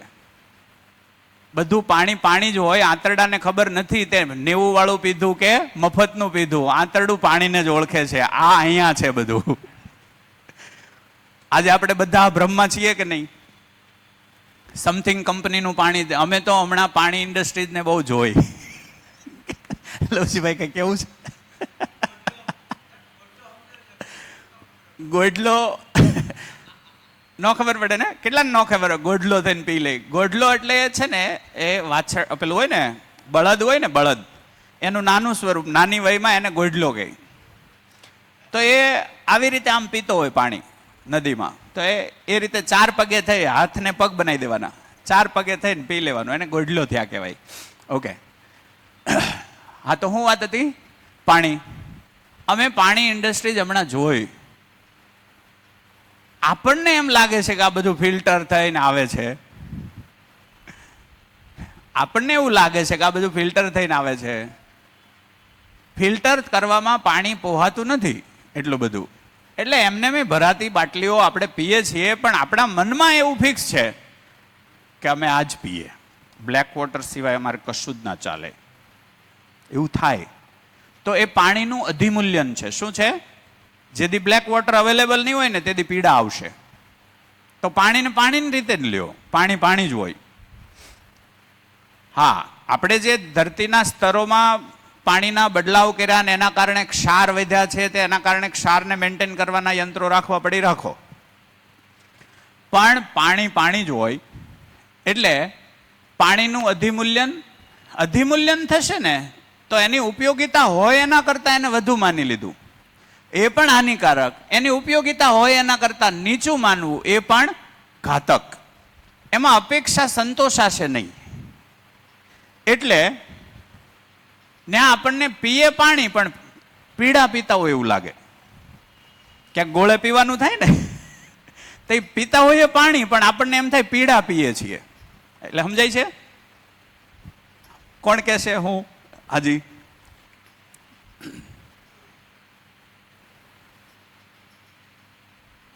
હલો, હાજી, બોલો બોલો. પાણી નામની વસ્તુ છે, પાણી નામનો શબ્દ છે. એટલે આપણે વાસ્તવિકતામાં જોયું કે ભાઈ આવી કોઈ વસ્તુ છે, પછી આપણે જાણવા મળ્યું કે ભાઈ એની ઉપયોગિતા શું છે અસ્તિત્વમાં. તો કે ભાઈ કે તરસ લાગે તો એ પીવાય. હવે નોર્મલ ક્વોલિટીમાં આપણે પાણી પીએ અને આપણને તરસ બુજાઈ જાય તો ઇટ ઇઝ ઓકે. હા, પણ આપણને એમ થાય કે વિરાટ કોહલી અને મોરારી બાપુ જર્મનીથી પાણી લાવીને પીવે છે, અને નામ લ્યોમાં ના આપણે XYZ વ્યક્તિ. હા, બરાબર. એ આપણે વિરાટ કોહલીનું યાદ આવે કે એ મારો જર્મનીથી પાણી પીવે અને આટલું બધું એથ્લેટિક છે. હા, એ અપેક્ષાની સાથે હું ઘરે ગોળામાં પાણી પીવા જાઉં ત્યારે એમ થાય કે મારું હાલું કાંઈ લોચાવાળું છે, હું કાંઈ મને આમ મજા ન આવે એમ. એટલે આપણે એ પાણીનું અધિમૂલ્યન કરી નાખ્યું અને આપણી અધોગતિ કરી. હા, ત્યારે એ જ પાણી ઝેરી બની શકે. કેમ કે માન્યતા આધારિત આપણા બોડીમાં ફેરફાર થાય છે. માન્યતા આધારિત આપણી બોડી છે, કામ કરે છે. આને છે ને મેડિકલ સાયન્સ માન્યતા આધારિત, અમારી સાંજે વાત થઈ હતી, માન્યતા આધારિત કામ કરે એને મેડિકલ સાયન્સમાં પ્લેસિબો ઇફેક્ટ કહે. કોઈને ખ્યાલ છે પ્લેસિબો ઇફેક્ટ? કોઈ સમજાવશે? સમજાવો ને. હલો, હાજી. કોઈ કેદી હોય, એકવાર એવું મેં સાંભળ્યું હતું કે એક કેદી હતો, એને એવું કીધું કે સાપના ડંખથી તમારું કાલે મૃત્યુ થશે, નહીં કાલે ફાંસી થવાની છે તમારે એમ. તો પછી એને ફાંસી ટાઈમે પેલું ઓઢાડી દીધું માથે અને કઈ સોય લગાવી. એવું હતું કે એક સાયકોલોજિસ્ટે એક કેદી ઉપર પ્રયોગ કરવા માટેની સરકાર પાસે પરમિશન લીધી. જર્મની કે ફ્રાન્સ કે મને ખબર નથી, પણ આ કિસ્સો બહુ જ પ્રચલિત છે અને એ ફાઇલ થયેલો કિસ્સો છે, ડોક્યુમેન્ટેડ કિસ્સો છે. તો અનેક વાર આના ઉદાહરણો છે, આવે છે કે ભાઈ એક કેદની અંદર એક વ્યક્તિને ફાંસીની સજા સુનાવવામાં આવેલી. તો સાયકોલોજિસ્ટ છે એને હ્યુમન બિહેવિયર ઉપર રિસર્ચ કરવું હતું. તો એણે ગવર્મેન્ટની પરમિશન માગી કે ભાઈ આ કેદીને તમારે મારી જ નાખવો છે, ફાંસી જ દેવી છે, તો અમારે એક એક્સપેરિમેન્ટ કરવો છે, એક પ્રયોગ કરવો છે એના ઉપર, તો તમે પરમિશન આપો. તો એણે પરમિશન આપી. પછી એણે શું કર્યું કે 10 દિવસ પછી ફાંસી થવાની હતી, 10 દિવસ પહેલાં જઈ અને એમને પહેલે દિવસે એવું કહેવામાં આવ્યું કે તને ફાંસીની સજા રદ કરી દીધી છે, તારી ફાંસીની સજા રદ છે. એટલું કહીને આવી ગયા પાછા. એટલે પેલો એક દિવસ ખૂબ ખુશ રહ્યો કે મારી સજા છે રદ થઈ ગઈ. બીજે દિવસે પાછા આ લોકો ગયા. બીજે દિવસે આમાં કોઈ ઉપર નીચે હોય પણ આપણે મૂળ નિષ્કર્ષ કાઢવાનો. બીજે દિવસે પાછા ગયા, ફરીને કીધું તારી ફાંસીની સજા રદ છે, મોતની સજા રદ નથી. એટલે પાછું ચિંતન ચાલુ થયું. એટલું કહીને વી આવ્યા એટલે પાછો આખો દિવસ એ વિચારમાં પડી ગયો કે આ તો થવાનું શું છે, તો શું કરવાના હશે. ત્રીજે દિવસે ફરીને ગયા, તને એ રીતે મોત આપવામાં આવશે જે વિશ્વ આખું છે એની નોંધ લેશે. એટલે ઓલો ગહેરી પીડામાં જતો રહ્યો કે એવું શું હશે. 3-4 દિવસ પછી ફરીને પાછા ગયા, પાછું એવું કીધું કે હવે આવતીકાલે તારું જે અમે કીધું તું એ મૃત્યુ ફિક્સ છે, આખું વિશ્વ આની નોંધ લેશે અને તને ઝેરી સાપ કરડાવીને મારવામાં આવશે. 2 દિવસ પહેલા આવું કીધું કે ઝેરી સાપ. પહેલા 3 દિવસ એ ભાગમાં લઈ ગયા કે ચિંતામાં પડે, બરાબર રીતે વિષને લગતા દ્રવ્યો પેદા થવા માંડે. ફાઇનલ દિવસ આવ્યો એટલે એને આંખે પાટા બાંધ્યા. એ આખો થરથર ધ્રુજતો હતો. આંખે પાટા બાંધી દીધા અને સાપ જેવો અવાજ આવે એવો સાઉન્ડ ધ્વનિ પેદા કરી અને એને એક્ઝેક્ટ મહેસૂસ કરવામાં આવ્યું કે કોઈ કાળોતરો સાપ જ છે. અને પછી ધ્રુજતો હતો અને એમાં એણે 2 ટાચણી આમ કરીને ઠક દઈને મારી એટલે એ તડફવા માંડ્યો અને થોડી વાર થઈ એટલે ફીણના ફોહા નીકળી ગયા. પછી પોસ્ટમોર્ટમ કર્યું તો એમાં ઝેર હતું. આ ડોક્યુમેન્ટેડ છે એવું બધા કહે છે. હવે પોતપોતાના વિવેકથી તપાસી લેજો. રીડી? પહેલા હું એમને કહેતો જ તો, હવે હવને વિવેક વાપરવાનું કહું છું. મારી દરેક વાત ઉપર તમારા વિવેકને જાગૃત રાખવો. તો એક હું પૂરું કરી દઉં. પ્લેસિબો ઇફેક્ટ એવી ઇફેક્ટ છે જે મેડિકલ સાયન્સની અંદર થાય છે. આના રિલેટેડ છે એટલે તમને તરત ખ્યાલ આવશે કે ડાયાબિટીસ હોય ને, ડાયાબિટીસમાં શું હોય, સ્વાદુપિંડમાં ઇન્સ્યુલિન બનવાનું ઓછું થઈ જાય અથવા બંધ થઈ જાય. એટલે એને બહારથી ઇન્સ્યુલિન આપવામાં આવે. તમે જ કહેવાના હતા? હા, કયો તમે કયો please please please please sharing, મને થોડોક આરામ મળી જાય ને. ઇન્સ્યુલિન તો નહીં પણ પોઝિટિવ જ કહેવા માંગતી હતી કે ક્યારેક શું પેશન્ટ્સ ઉપર પણ આ ટ્રાયલ થયેલ છે કે મેડિસિન એમ જ નોર્મલ હોય, વાઇટામિનની ટેબ્લેટ હોય કે કાંઈક પણ એમાં રિઝલ્ટ ઇન્સ્યુલિનના કન્ટેન્ટ ન હોય, હા, ખાલી નોર્મલ ટેબ્લેટ હોય પણ એમાં પોઝિટિવ રિઝલ્ટ મળી જાય. યસ. અને ડોક્ટર પણ આપણે હોય કે આ ડોક્ટર પાસે જવું તો મારે ઠીક થવું છું ને આમાં કાંઈ નથી મજા. તો ટેબ્લેટ સેમ હોય તો યસ માણસ માન્યતા આધારિત શરીર પર અસર કરે છે. જીવનમાં જે માન્યતા છે એ માન્યતા મારા શરીરને ઇફેક્ટ કરશે. કાલે આપણે વાત થઈ હતી ને, જીવન બ્રેન હાર્ટને જીવન જેવું વિચારે છે એના પ્રકારે અહીંયા સારા નરસા પદાર્થો પેદા થાય છે. આપણા શરીરમાં ટોક્સિક પદાર્થો છે જ, ટોક્સિક પદાર્થો છે જે બહારથી આવતા વાયરસ બેક્ટેરિયાને મારી નાખવા માટે આવશ્યક છે. આપણા શરીર માટે એ ટોક્સિક નથી, હે, પણ અન્ય માટે એ ઝેરી થયા કે નહીં તો એ છે જ. પણ એની એક માત્રા હોવી જોઈએ. એની માત્રા જો પ્લસ થાય, એ પ્લસ ક્યારે થાય? કોઈ મારી એવી ગહેરી માન્યતા છે અને એ ખોટી છે, અસ્તિત્વગત નથી, ત્યારે છે એ રીતે ઇફેક્ટ કરે. તો પ્લેસિબો ઇફેક્ટમાં એવો પ્રયોગ કરે કે 100 જણાને બોલાવે, ડાયાબિટીક પર્સન હોય 100 એને બોલાવે. 50 વ્યક્તિઓ એવા છે કે જેને ડાયાબિટીસનું ઇન્સ્યુલિન હોય એવી ટેબ્લેટ આપવામાં આવે 50 જણાને. પહેલા રિપોર્ટ કરી લે બધાના હોના, એ રિપોર્ટ નોંધી લે, પછી એક ગોળી આપે, એ પીવો. 50ને ગોળી એવી આપે કે જેમાં ઇન્સ્યુલિન હોય, 50ને ગોળી એવી આપે કે જેમાં ઇન્સ્યુલિન નથી, ખાલી ટેબ્લેટ છે, એમાં કોઈ કન્ટેન્ટ જ નથી. તોય એ 50માંથી 5, 10, 25 જણાને ડાયાબિટીસ રિમૂવ થાય અથવા ઘટે એવો રિપોર્ટ આવે. આવું તો આપણે ઘેરે કરીએ કે આપણા ઘરે ડાયાબિટીક પર્સન હોય કે ન હોય, હે ને, એને આપણે ખોટી કોઈ ગોળી હોય ને, રફ કોઈ પ્રોટીન ગોળી, એ આપીને કહેવાનું કે આ ડાયાબિટીસની ગોળી છે, પહેલા આપણે રિપોર્ટ કરી લઈએ, પછી તો ન્યાય નોંધાશે. માણસ માન્યતા આધારિત શરીરની અંદર દ્રવ્યો પેદા થાય છે, માણસની માન્યતા આધારિત. એટલે હું વારંવાર કહું છું કે સ્વસ્થ રહેવું એ આપણા હાથની વાત છે, આપણા જ હાથની વાત છે. હું ન ધારું તો હું બીમાર ન પડી શકું એવી સ્થિતિ બની જાય એમ છે. નહીતર ગમે એટલા વીમા લેવો, મેળ નથી બેહવાનો. આજે બીમાર નથી તો બીમારીનો ડર કેવડો છે. જી, અહીંયા મને બે કિસ્સા દેખાય છે જેમાં હું આ જોઈ શકું છું.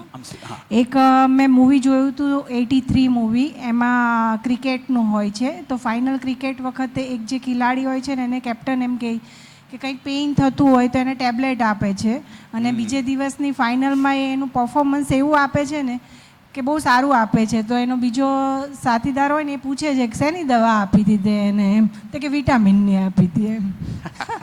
રાઈટ.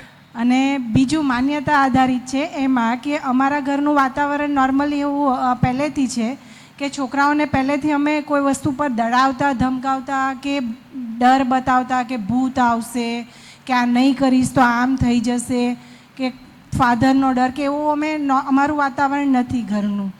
તો મારા સનને છે ને પહેલેથી એ બધી માન્યતા ઉપર પોતાના વિચાર કરવાની હશે એમ. એ મને એક એક્ઝામ્પલથી ખબર પડી કે એ નાનો હતો, નાનો એટલે 2-3 વર્ષ પહેલાં, એમ 7-8 વર્ષનો. તો એ લોકો વેકેશનમાં એક બુકમાંથી પેજ ફાડી ફાડી અને પ્લેન બનાવી, અને બહુ 5-1 વર્ષની આજુબાજુ, તો એવી મસ્ત રમત રમતા હતા. આખો દિવસ પ્લેન બનાવીને રમે. તો આપણને એમ થાય કે કંઈ બીજું નથી કરતા તો ભલે ને એન્જોય કરે છે ને. તો એવી રીતે કરે. તો એ નીચે ગ્રાઉન્ડ ફ્લોર પર રમતો હતો. તો એક જૈન અમારા બિલ્ડિંગમાં રહે છે, એમનો સન છે. તો એમને પહેલેથી એવી બહુ ફોલો કરે જૈન ધર્મ, પણ પહેલેથી એવી માન્યતા કે બુક એ વિદ્યા છે, વિદ્યાને ફળાય નહીં એમ. તો પેલો એમ કે અરે બુક લઈને આવ્યો છે તું, એમ કે વિદ્યાને ફળાય નહીં, વિદ્યા ન આવે. તો કે કોણે કીધું? મારી મમ્મીને પૂછી આવજે અસેસમેન્ટમાં કેટલા માર્ક્સ આવ્યો એમ. એટલે મને ગમ્યું કે એની ક્લિયરિટીથી એ વસ્તુ ઉપર ફિક્સ છે. રિયલમાં તો બાળકને, એક બાળક આવે છે, એ બધું પ્યોર ફોર્મેટમાં હોય છે, જાણવા માગે છે. તો આપણી માન્યતાઓ કમસે કમ એના ઉપર ઠોપી ન બેસાડીએ ને તોય ગેરંટેડ છે કે આપણાથી આગળ વહી જાય. ફરીથી કે પચી ગયું? પચી ગયું કોણ કહેશે? માઇક. ટૂંકમાં મારું બાળક, હું માન્યતાથી ભરેલો છું, મારામાં કોઈ સચ્ચાઈ નથી, તો પહેલું કામ બાળકે એ કરવાનું, મારાથી જ બચવાનું છે એને. આપણે જે જાણ્યા વગર બધું માની લીધેલું છે, એટલે એ માન્યતા આધારિત આપણે જીવીએ છીએ, એટલું આપણા બાળકને ન આપીએ ને, આપણા સુધીનું જે માન્યતા, એને એટલી છૂટ આપીએ મને આમાં પ્યોર ખબર નથી, ચાલ આપણે વાત કરીએ, બાકી તું જાણે, તો એ આપણી કરતા ક્યાંય આગળ નીકળી જશે. 100%ની વાત છે. અને આપણે એમ નથી કહેતા કે અત્યારના બાળકો એકદમ એડવાન્સ છે, તો ખરેખર એવું છે. અને હું મારા બાળકમાં એ જોઉં છું, લગભગ બધા બાળકોમાં એવું હોય છે કે અત્યારના જનરેશન કરતા એ આગળ જ છે. પહેલી માન્યતા અત્યારે ઝેરી કઈ છે ખબર? ભણશો નહીં તો શું કરશો. બહુ ઝેરી માન્યતા છે. અને એ ડર એટલો બાળકોમાં આવ્યો છે, એને અલ્યા ભાઈ બધું થઈ જાય એમ છે, ભણવું એટલે હું એ પાછી ખબર છે. બાળકને સ્કૂલમાં નથી મોકલતા. Okay, good. એટલે પાછો એનો વિકલ્પ આપજો. વિકલ્પ હોવો જોઈએ. ભણવું એટલે શું? અમે કાલે જ વાત કરતા હતા, મારા બાળકને મેં સ્કૂલે નહોતું મોકલ્યું, નથી મોકલ્યું, ગયો જ નથી એ. તો એ પૂછતા હતા તમે ભણ્યા કેવી રીતે? મેં કીધું નેટ વાતું કરીને. હાવ વાતું કરીને, જો વાતું કરીને જ ભણ્યા એમ. આપણે આ શું કરીએ છીએ? વાતું. આમાં ભણતર છે કે નથી? છે. આપણા બાળકને આપણે આવી રીતે ભણવા મોકલીએ છીએ? નહીં. કેમ કે આપણે માની લીધું છે સ્કૂલમાં જ ભણવાનું હોય. ભણતર બધીએ ચાલુ છે. ભણતર એટલે શું? ભણતર એટલે મૂલ્યાંકન થવું. કોઈ એક માણસ ટોયલેટમાં બેઠો હોય તો મૂલ્યાંકન ચાલુ હોય કે નહીં? બોલો તો ન્યાય ભણવાનું ચાલુ છે કે નહીં? ભણવાનું સતત ચાલુ હોય. ખાલી એટલી જ વાત છે, મારી પાસે કોઈ સાચો નિષ્કર્ષ છે. હું એનાથી ઉંમરમાં મોટો છું તો મારી પાસે ઘણા નિષ્કર્ષો છે, એમાંથી કોઈ સાચો નિષ્કર્ષ છે તો હું એને કહું કે મને આ નિષ્કર્ષ સાચો લાગે, તું ચકાસી લે. પાછી એ સ્વતંત્રતા સાથે, કેમ કે દરેક માણસ અસ્તિત્વમાં દરેક એકમ સ્વતંત્ર છે. એને હું પકડી લેવા માંગુ છું કે મારો દીકરો મારા આદેશ પ્રમાણે જ ચાલવો જોઈએ, અને એ થતું નથી. કેમ કે અસ્તિત્વમાં એવું છે નહીં. અસ્તિત્વનો નિયમ સ્વતંત્રતા છે. ઈશ્વર નામની એન્ટિટી છે, એણે કોઈને પરતંત્રતા નથી આ રાખી. ઈશ્વર આપણે લખ્યું હતું શું છે? ક્રિયા શૂન્ય છે. ઉર્જા આપે. ખૂન કરવું કે સર્જન કરવું એ તારી છૂટ છે. જો ઈશ્વરે આપણી સ્વતંત્રતાને છેડા ન કરતા હોય તો મા બાપ તરીકે આપણો કયો અધિકાર છે કે આપણે એને છેડા કરીએ? એનાથી ઊંચા તો નથી ને આપણે. તો કમસે કમ મારામાં કોઈ જ સાચા નિષ્કર્ષ નથી. હું ક્યાંક ખૂટે બંધાયેલો છું અને ખૂટેથી ઉખડી નથી એકતો. મારો છોકરો આવે તરત દોરડું ત્યાં નાખી દઉં. હું હિન્દુ, તું હિન્દુ. હું મુસલમાન, તું મુસલમાન.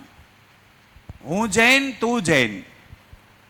અને એમાંથી ઊંડા આવીએ, હું હિન્દુમાં તે પાછો હું વૈષ્ણવ તો તું વૈષ્ણવ જ હોવો જોઈએ. હું સ્વામિનારાયણ તો તું સ્વામિનારાયણ જ હોવો જોઈએ. અરે એને છૂટ તો આપો, એ ચકાસવા તો દો કે આ બધું ઓકે છે કે કંઈક બીજું છે આનાથી ઊંચું. એની મૌલિકતા ઉપર તરાપ. એટલે માણસની મૌલિકતાને દાંટવાની ક્રિયા થાય નહીં, રૂંધાય ખરી. મૌલિકતા બંધ ન થાય, રૂંધાઈ જાય. અને તો એમાં એ નિષ્કર્ષ કાઢે. નિષ્કર્ષમાં આ શરૂઆતમાં ચાલતું હોય. આ ત્રણેય દ્વારા એને પહોંચવું છે ક્યાં? સહી મૂલ્યન દ્વારા. કોઈ વસ્તુનું એ અધિમૂલ્યન કરશે, કોઈ વસ્તુનું એ અધિમૂલ્યન કરે. જેમ કે સ્કૂલના ભણતરનું આપણે અધિમૂલ્યન કર્યું, એમાં સંબંધોનું અવમૂલ્યન થયું કે ન થયું?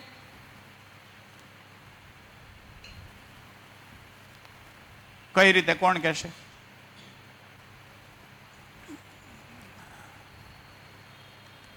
શિક્ષણનું અધિમૂલ્યન, એમાં સંબંધોનું અવમૂલ્યન થયું. સૌથી પહેલું તો માતા પિતા જ્યારે બાળક પાસેથી માર્ક્સની અપેક્ષા રાખે છે અને અપેક્ષા માર્ક્સનું અધિમૂલ્યન કરે છે, એટલે બીજા બાળક સાથે પોતાના બાળકને કમ્પેર કરે છે, એટલે પોતાના પોષણ સંરક્ષણનો જે મૂલ્ય છે એમાં કાણું પડી જાય છે, અને એટલે સંબંધ ક્યારેય સ્નેહભર્યો રહેતો જ નથી. અને એના પરિણામે જ આજે જે સમાજમાં હોમવર્કની ચિંતામાં મમતા મરી જાય છે. મમતા સંબંધનું માતા પુત્ર વચ્ચેનું મૂલ્ય છે, એનો નિર્વાહ જતો રહે, ઉદારતા જતી રહી. ખાજે પછી હોમવર્ક પહેલા કર, ખુવાનું નથી હોમવર્ક પહેલા કર, તાર બાપારે નથી જવાનું હોમવર્ક પહેલા કર, મારે વાતું કરીમાં હોમવર્ક પહેલા કર. દરેક જગ્યાએ આમાં મામા ઉદારતા ક્યાં રહી? બાળકની ખુશી આપણે ઈચ્છતા જ નથી. તમે સૂક્ષ્મ રીતે જોશો તો બાળકને ખુશ જોવા આપણે ઈચ્છતા જ નથી. હું ક્યારેક ત્યાં સુધી કહી દઉં છું, એને અધિમૂલ્યન કહેવું હોય તો કહેજો. આવા મા બાપ એક પ્રકારે આતંકવાદી જ છે. અધિમૂલ્યન લાગે તો તમારી રીતે ઘટાડી દેજો.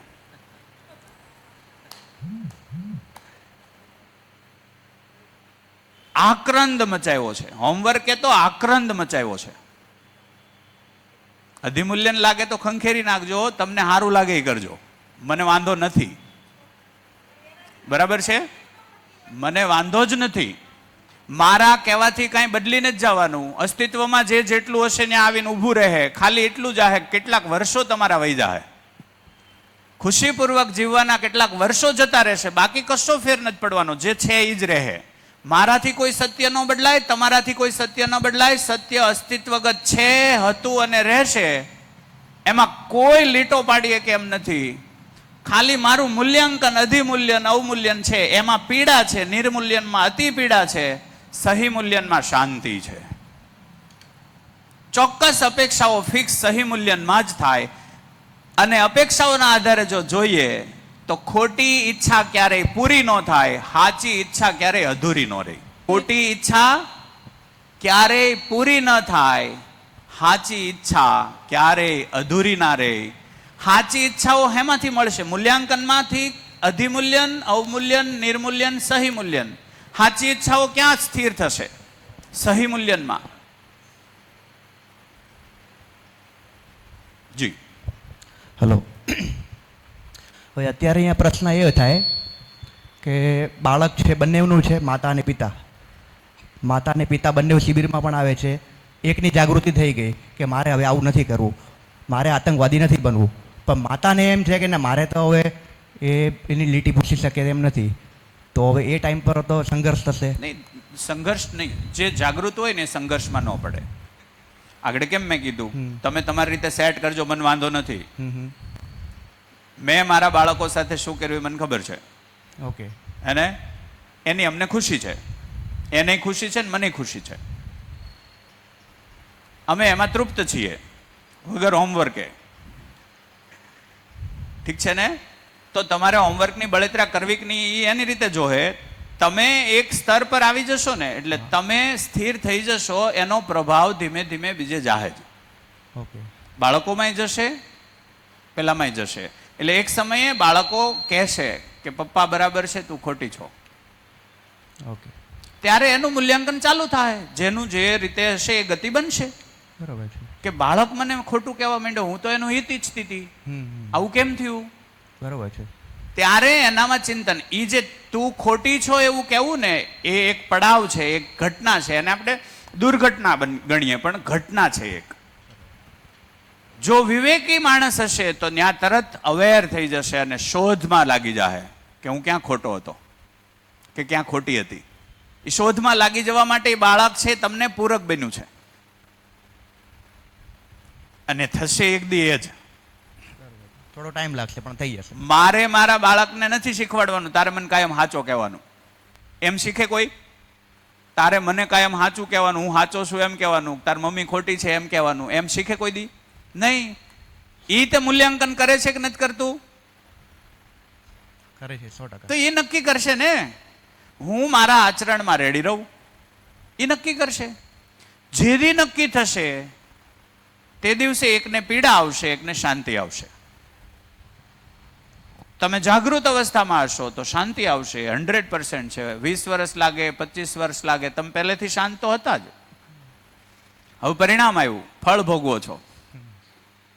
ખુશિયાલીનું ફળ છે કે મારો નિર્ણય સાચો હતો. મારા નિર્ણયમાં હું સાચો હતો. આનાથી ઊંચી ખુશી કઈ હોય? આ બહુ મોટું નોબેલ પારિતોષિક છે. અને એ નિર્ણય એ ઘરના સભ્ય કોઈ આપે ત્યારે નોબેલ પારિતોષિક ફીકો પડે. એટલે એમ કીધું કોઈ એવોર્ડ તમને બહાર સન્માનિત કરે એ પાટિયા છે. ઘરમાં પ્રમાણિત થાય, પરિવારમાં જ પ્રમાણિત થવાની વાત છે. બહાર મને ગમે એટલા એવોર્ડ આપે, મારી ઓફિસમાં આવે ને તો ઘરે એટલા પાટિયા પડ્યા છે. એ બધા પહેલા આપણે જે મેં કીધું ને હમણાં એના છે. માઇક તો હું ઘણી વાર કોઈકને કહું આવે ને એટલે પહેલા હું કામ રાખતા એ જે આવે એને પાડી દેવા માટે. વાત પહોંચે છે ને? ઓફિસમાં આવ્યા, ખીજાવાના હોય આપણને તો પડી જાય. આટલા બધા એવોર્ડ છે, ન ખીજાવાય એટલે પડી ગયા. પ્રભાવિત કરવા માટે હતું, એ સ્વભાવ ગતિ નથી. તો એ હતું. હવે આપણે એમને જ શાંત છીએ, પાટિયું ન હોય તો શાંત છીએ. વાતચીત થાય એટલે એ પ્રભાવ ગતિમાં હશે ને. જો અહીંયા એક વાત ધ્યાનમાં લેજો.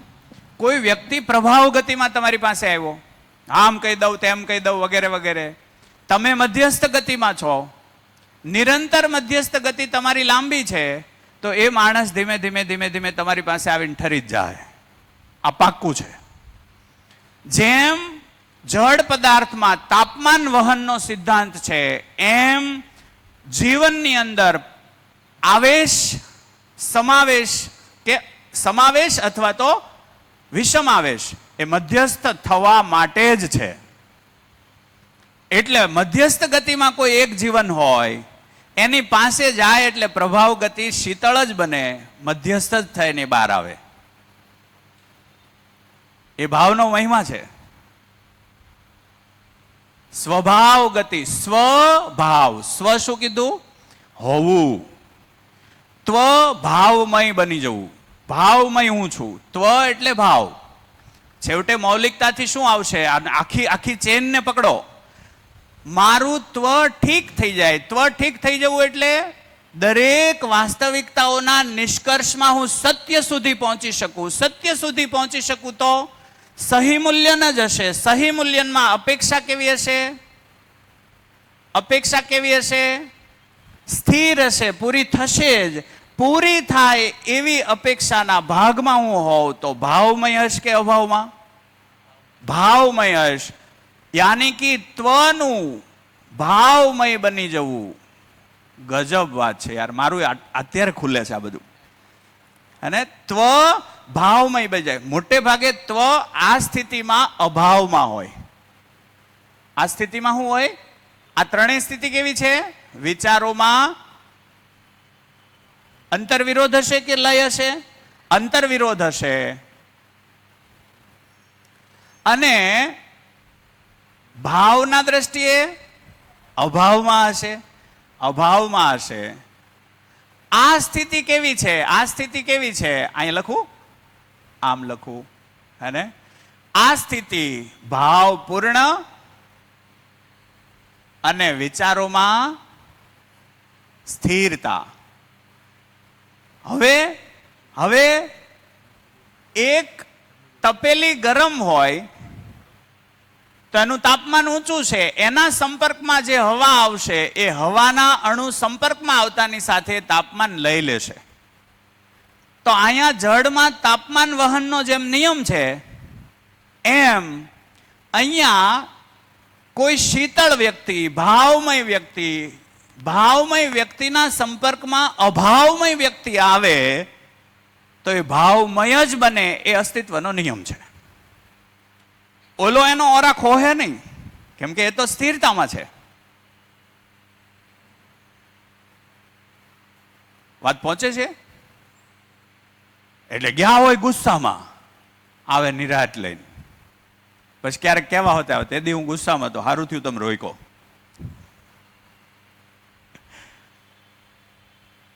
તો જીવનમાં ભાવનો પ્રભાવ છે. અને જળ પદાર્થમાં 5 પેલી વાત કરી હતી ને, બળ, ચુંબકીય બળ, વિદ્યુત, એના આધારે તાપમાન, ધ્વનિ. ધ્વનિ પણ જુઓ, જે જગ્યાએથી ધ્વનિ નીકળે, સ્પીકરમાંથી નીકળે, ત્યાં મેક્સિમમ, ત્યાંના અણુઓ મેક્સિમમ ધ્વનિનું વહન કરશે. એ બીજાને આપશે, બીજાને આપશે, બીજાને આપશે, આપણા સુધી આવશે. એક સ્થિતિએ જાય ને એટલે બધું સ્વભાવ ગતિમાં આવી જાય. એટલે દર્શનમાં બહુ સરસ વાત, દરેક પ્રભાવ મધ્યસ્થ બનવા તરફ જ હોય છે. દરેક પ્રભાવ મધ્યસ્થ બનવાની ગતિમાં છે. ધ્વનિ ચાલુ થયો ત્યાંથી તો એ પ્રભાવ છે. એ પ્રભાવ ચાલ્યા જ કરશે કે એક સમય શૂન્ય થઈ જાય? એક સમય શૂન્ય થઈ જાય. જેટલો હવામાં ધ્વનિ હશે એટલો રહે. એને આપણે કેવી રીતે માપી શકીએ? હવામાં ધ્વનિ હોય કે ન હોય એને કેવી રીતે માપી શકીએ? ગ્લાસ લેવાનો અને એને કાનમાં આમ રાખવાનો. ગ્લાસ લેવાનો, બે કાનમાં રાખવાનો આમ, એટલે હવામાં જે ધ્વનિ છે ને એ તમને સંભળાશે. એ એટલો રહે જ. હાજી, કંઈક એવું છે કોઈ આ વસ્તુ કરતા? રાઈટ, તે સાંભળતા એવી રીતે.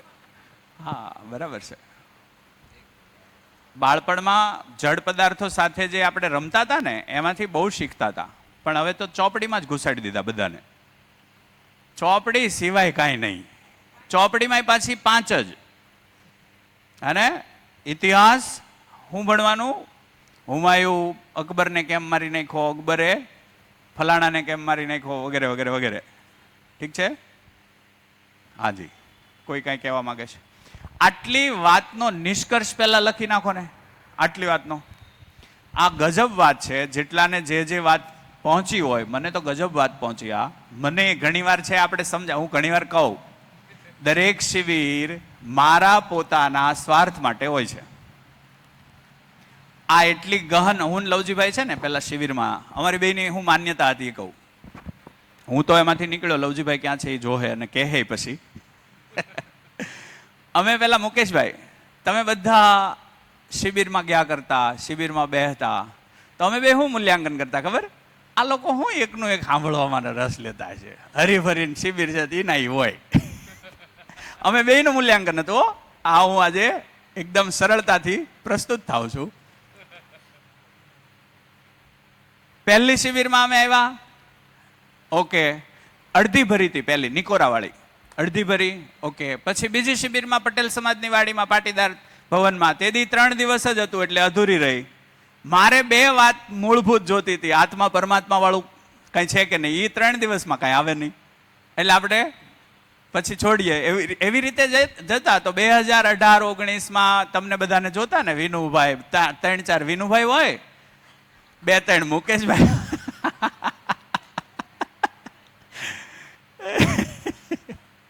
બિચારા સોમભાઈ એકના એક હોય. આપણને એમ થાય હું એકને ને એકને સાંભળ્યા કરતા હશે. ધીમે ધીમે મહેસૂસ થયું કેટલી શરીર યાત્રા આમનમ છોડી છે, પછી કંઈક સમજવાની સ્થિતિ બની છે, અને એમાં જેટલા ઊંડા ઉતરો એટલી ગહનતા આવતી જાય છે. એ એક શિબિરે હવે હું લઈને મહેસૂસ કરું છું. તો શિબિર લેવામાં તમને એમ થાય હું તમારા ઉપર ઉપકાર કરું છું, મારા માટે તો તમે ઉપકારક છો. કે દરેક વખતે કોઈ સવાલ આવે, એ સવાલના આધારે જે મારી ગહેરી સ્વીકૃતિ બને, એ ગહેરી સ્વીકૃતિ મને એકદમ શાંત કરે છે ને, એ જ તો આપણે જોઈએ છે. તો જ્યાં જ્યાં હું અટકેલો છું, સોમભાઈ અરે ઘણી વાર વાત કરતો, ક્યાંક ક્યાંક આપણે અટકેલા હોઈએ, તો કે અટકેલા અમે હોઈએ. સતત કામ ચાલુ રહેશે એટલે અટકાવ છે એ ઓટોમેટિક દૂર થશે. એ જે કંઈક અટકેલા છીએ, અટકેલા આ 4.5 ક્રિયામાં જોશું. 4.5 ક્રિયાને મેં કાલે કીધી હતી. 4.5 એટલે કઈ રીતે? આસ્વાદન એક, ચયન એક આખી ક્રિયા, વિશ્લેષણ એક આખી ક્રિયા, ચિત્રણ એક આખી ક્રિયા. એટલે 1, 2, 3 અને 4 આખી ક્રિયા થાય. ભ્રમિત માણસમાં આખી ક્રિયા થાય. અને તુલન છે ને, એમાં 6 પ્રક્રિયા ટોટલ. તુલન 6 બાબત આધારિત થાય. પ્રિય આધારિત તુલન થાય, હિત આધારિત તુલન થાય, લાભ આધારિત તુલન થાય, ન્યાય આધારિત તુલન થાય, ધર્મ આધારિત તુલન થાય, અને સત્ય આધારિત તુલન થાય. એમાં ભ્રમિત માણસમાં તુલન અડધું જ થાય. કયું? પ્રિય, હિત અને લાભ આધારિત થતું હોય ભ્રમિતમાં. જાગૃતમાં 6 થતી હોય ક્રિયા, એટલે આખી ક્રિયા ચાલુ થાય જાગૃતમાં. પ્રિય હિત લાભ રે ખરું, પણ એ સાર્વભૌમ વ્યવસ્થાના અર્થમાં પ્રિય શું, સાર્વભૌમ વ્યવસ્થાના અર્થમાં સમગ્ર માનવજાત માટે હિતમાં કયું, સમગ્ર માનવજાત માટે પ્રિય કયું, એને ધ્યાનમાં રાખીને. હલો, હા, કદાચ સેલ બદલવો છે, એક કાપો રહ્યો છે. ઓલું માઇક મને ઘડીક આપી દો ને.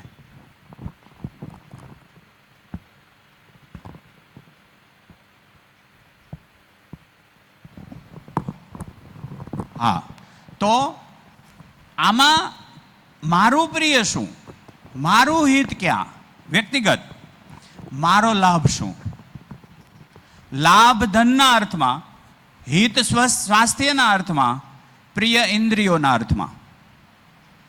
એટલે 5 ઇન્દ્રિયો આવી ગઈ,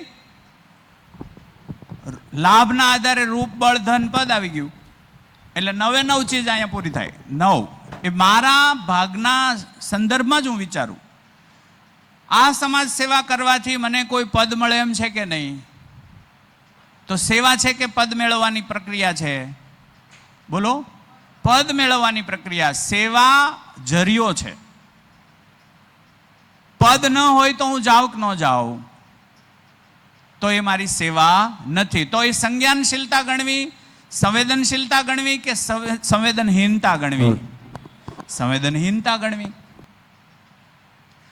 કોઈ પદની જરૂર ન હોય, હે ને, કોઈ પદની જરૂર હોય. હું ઘણી વાર કહું ને ઠહેરાવ, તો અમુક જગ્યાએ આપણને હજી સન્માનની બહારથી ભૂખ હોય.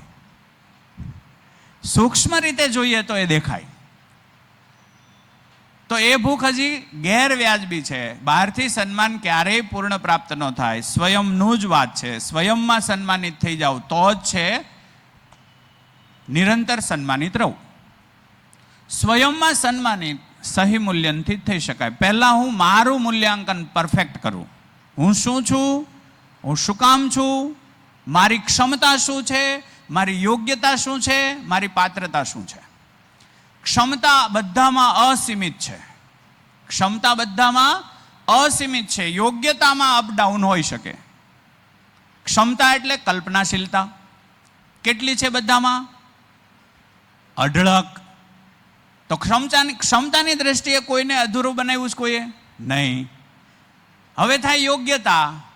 એ કલ્પનાશીલતાને હું વાપરું છું ક્યાં? પ્રિય હિત લાભમાં વાપરું છું તો મારુંય નુકસાન અને સામેવાળાનું નુકસાન. મારું નુકસાન કઈ રીતે? નાણાંથી હું પૂર્ણ ન થઈ શકું અને હું ત્યાં બંધાઈ ગયો છું કે આનાથી પૂર્ણ થવું છે. એ મારું નુકસાન જ થયું કે બીજું કંઈ થયું? તો નાણું બોલે તો ધન. ધનની કોઈ આવશ્યકતા છે એની અવગણના નથી. પૈસાની અવગણના છે નહીં.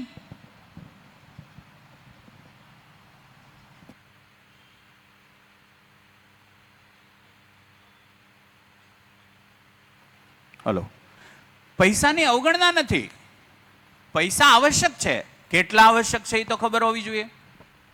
એ હું મૂલ્યાંકન ન કરી શકું તો મારે કેટલા પૈસા જોશે અને કેવી રીતે આવશે એની મને સમજ ન હોય તો હું જ્ઞાની કે અજ્ઞાની? બે ભાગને સમજજો. એક તો પૈસા ક્યાંથી આવશે, કેવી રીતે આવશે અને કેટલા જોશે. બેયમાં માપ જોઈએ કે નહીં જોઈએ? હલો, મને ખબર જ ન હોય મારે કેટલા જોઈએ તો જ્ઞાન કે અજ્ઞાન? અજ્ઞાન. તો હું ક્યાંય અટકી ગયો. કોઈ ન કામની છે એટલી કામની છે એના પછી એમાં અટકી જવું એ ઠહેરાવ છે, એ ફસાવટ છે. ઠીક છે ને? એટલે આપણે વાત કરતા હતા કપડાની, ત્યાંથી આપણે પહેલા પણ ગયા, ભટકી ગયા. તો દરેક વસ્તુના મૂલ્યાંકનમાં